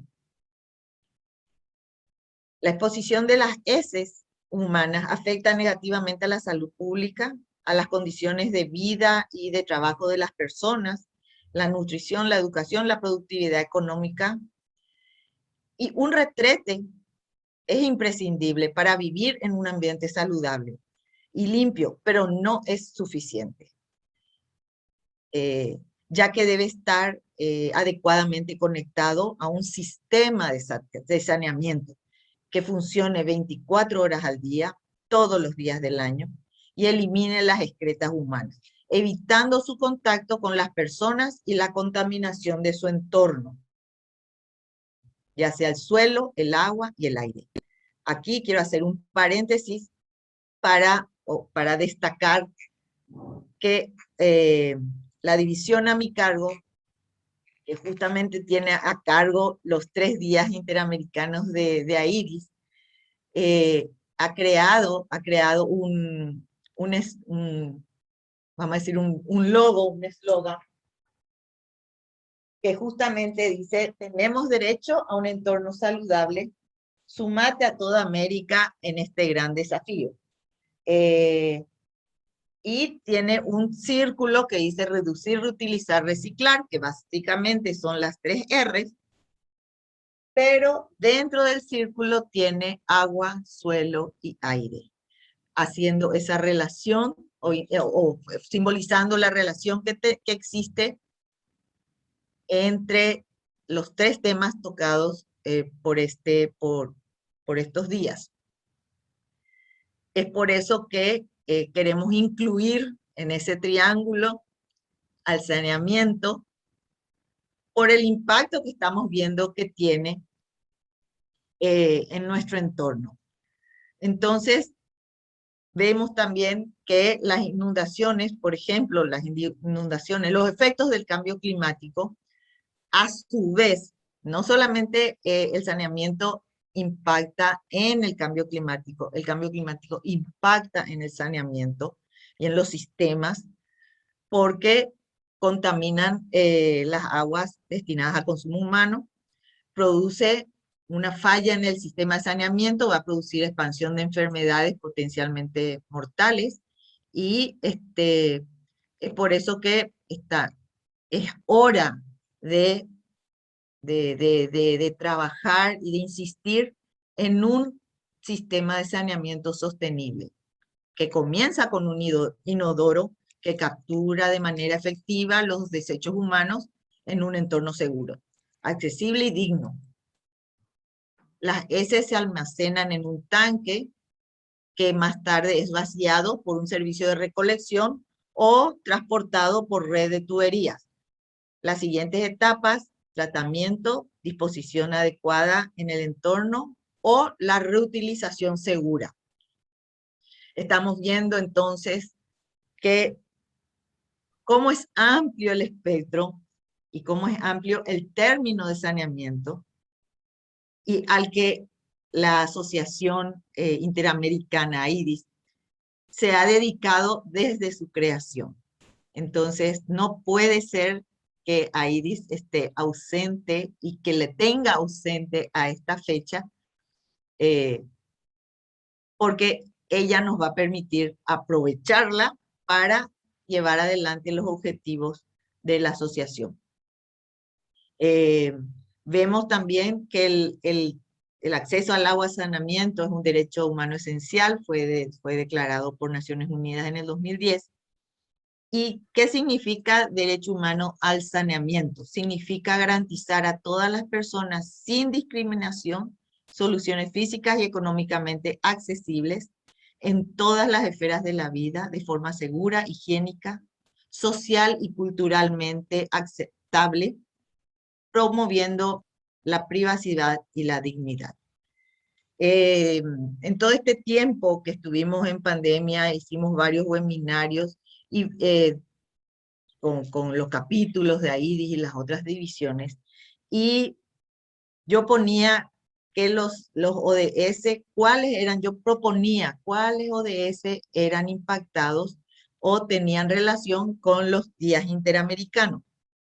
De hecho, hay un calendario ambiental en la asociación que ha tratado de propiciar también que estemos presentes en muchos otros temas de los días conmemorativos a nivel mundial. Y una de las pautas es ¿qué ODS afecta? Y entonces me hice la misma pregunta con saneamiento. Y la cuestión es, no es qué ODS afecta, sino cuál no afecta, cuál no es impactado por un saneamiento deficiente, por mal manejo o una disposición inadecuada. Entonces vemos que el saneamiento, el ODS 6, agua limpia y saneamiento, está íntimamente ligado con el de salud, el 3, salud y bienestar, pero también impacta de forma directa con el fin de la pobreza, con hambre cero, el ODS 1, el 2, el 4, educación de calidad, el 11, construcciones sostenibles, y el 13, acción por el clima. Y sin embargo, de nuevo vemos su impacto en igualdad de género, cómo cambia, cómo es relevante un saneamiento seguro, un retrete, un sitio que permita a mujeres y niñas tener esa privacidad, tanto en lugares públicos como en lugares educativos, incluso de salud, establecimientos de salud, cómo harían la diferencia, cómo hacen la diferencia. Entonces, cuando pensamos en ese 2% de la población de América Latina que sigue defecando al aire libre, que es lo que nos llamó o nos impulsó a dar el nombre a este día, ¿verdad? A tomar ese tema, es mucha gente, ¿verdad? Es mucha gente y es un impacto relevante el que el saneamiento puede hacer en la vida y en la historia de tantas mujeres y niñas. Bueno, también reducción de desigualdades. Vemos que a nivel rural sigue muy grande la brecha entre zona urbana y zona rural en agua y saneamiento. En innovación, claro, y algo que yo no me había planteado y que ahora la doctora me hizo caer, ¿verdad? En eso, en la cuenta, en la vida submarina. O sea, el saneamiento impacta realmente, es importante, y lo que nosotros estamos proponiendo es que este día, aparte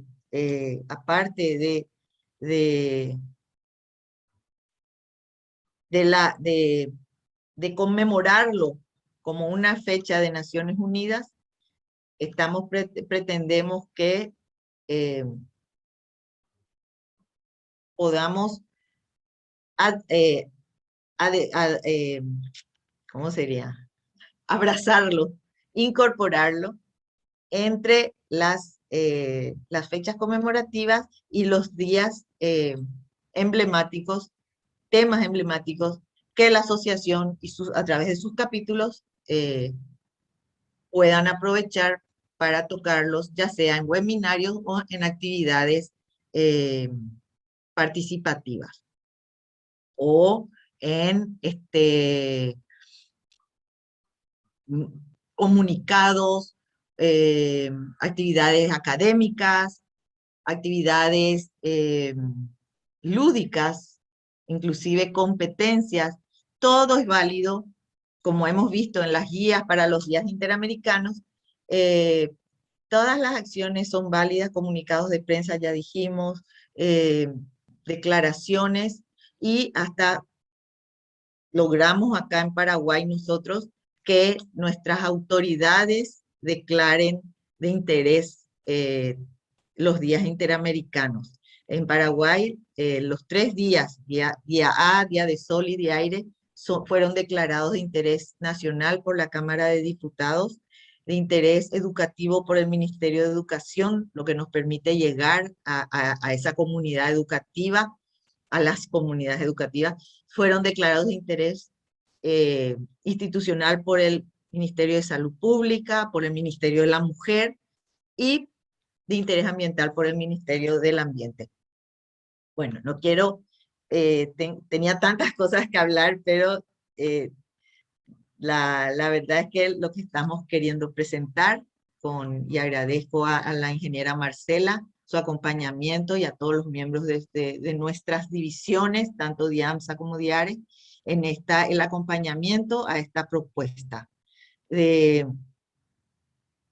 que este día del día del retrete, el Día Mundial del Retrete, para AIDIS, para América Latina, sea el Día Interamericano del Saneamiento. Entonces, lo que estamos proponiendo entonces es instaurar el Día Interamericano del Saneamiento para poner en evidencia la situación y promover la conciencia social que el saneamiento salva vidas, salvaguarda la dignidad humana y crea oportunidades para todos y todas, en especial para mujeres y niñas. Todos deben acceder a un saneamiento sostenible, junto con agua potable e instalaciones para lavarse las manos, a fin de ayudar a proteger y mantener la salud pública y detener la propagación de tantas enfermedades infecciosas, mortales, como el cólera, la tifoidea y en el último año la pandemia del COVID-19. Gracias. Gracias.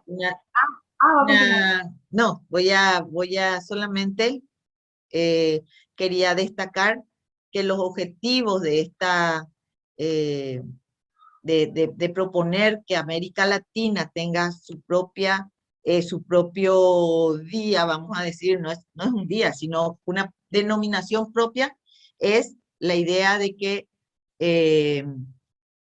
tenemos cifras preocupantes, igual que a nivel mundial, pero que tiene sus características muy, muy específicas y que para que podamos abordar la temática con las necesidades específicas de nuestra región. Entonces, los objetivos serían posicionar a nivel gubernamental la importancia de implementar en las Américas un saneamiento sostenible, promoviendo la aplicación de los planes de seguridad del saneamiento resiliente al clima como herramienta de valoración y reducción de riesgos para contribuir a la gestión eficaz del agua, el saneamiento y la higiene. Generar en los gobiernos de la región y tomadores de decisión respuestas al desafío de saneamiento, tales como eliminar la práctica de defecación al aire libre y mejorar la prestación de servicios WASH, lo cual reducirá los riesgos para la salud, como ser la resistencia a los antimicrobianos. Y concientizar a la sociedad sobre la importancia del acceso al retrete, al agua segura y a buenas prácticas de higiene, que nos protejan contra los brotes de enfermedades mortales de origen hídrico. Ahora sí, agradezco la atención y a todos, acá le estoy viendo al ingeniero Olaya, que también es nuestro director interamericano de los Objetivos de Desarrollo Sostenible, de AIDIS, y también le solicito su apoyo para que este día pueda ser instaurado oficialmente por parte de nuestra asociación. Muchas gracias por su atención.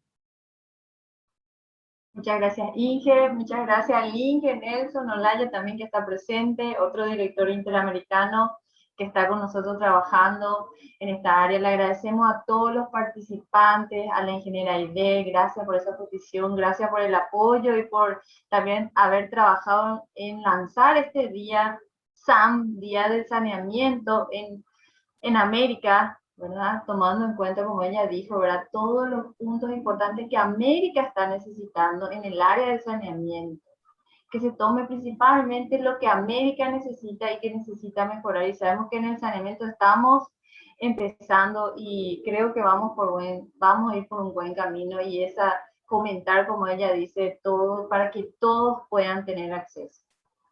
Y agradecerle también a todos los directores nacionales, diarios que están presentes, que estuvieron apoyando en cada país, ¿verdad? Gracias también, y a cada participante, estudiante profesional que estuvo hoy, ¿verdad? También aquí estamos proyectando que mañana es oficialmente el día, tenemos otro webinario organizado para mañana, así que le esperamos. También está Iris, Diares y ANSA en la organización con OPS, así que les invitamos cordialmente para que estén presentes. Tendremos también un tema de eliminación de la defecación al aire libre, y agradecerle que a la doctora Dolores por esta charla. Creo que recibimos ya muchas preguntas sobre su tema para contactarla, así que muchísimas gracias por su exposición. Así que les invito a todos a completar el link, a seguirnos en el Facebook si quieren ver después todo lo que estuvimos hoy, tenemos grabado, así que vamos a publicarle. Le agradecemos muchísimo a la doctora. Esperemos seguir, así que están invitados todos los que desean comunicarse con nosotros, integrar a Iris, ¿sí? Porque somos un grupo voluntario que queremos llegar a todos los países y dar un poco de nuestro granito de arena en el saneamiento. Así que ya muchísimas gracias. Gracias a la doctora. Veo que hubo más saludos para usted, ¿verdad? Agradeciendo por su charla, que fue muy, muy linda. Aquí Rocío dice: enhorabuena por la organización, muchas gracias. Una presentación muy cálida de la doctora. Mis felicitaciones y un abrazo para todos desde España. Así que creo que estuvo. Y quiero, dice aquí que hay una aclaración, que el evento de mañana del retrete es a las 8 horas de Centroamérica. ¿Sí? Muchas gracias. Así que estaremos invitando a todos. Muchísimas gracias por su atención y un saludo grande aquí desde Paraguay. Así que gracias, muchas gracias.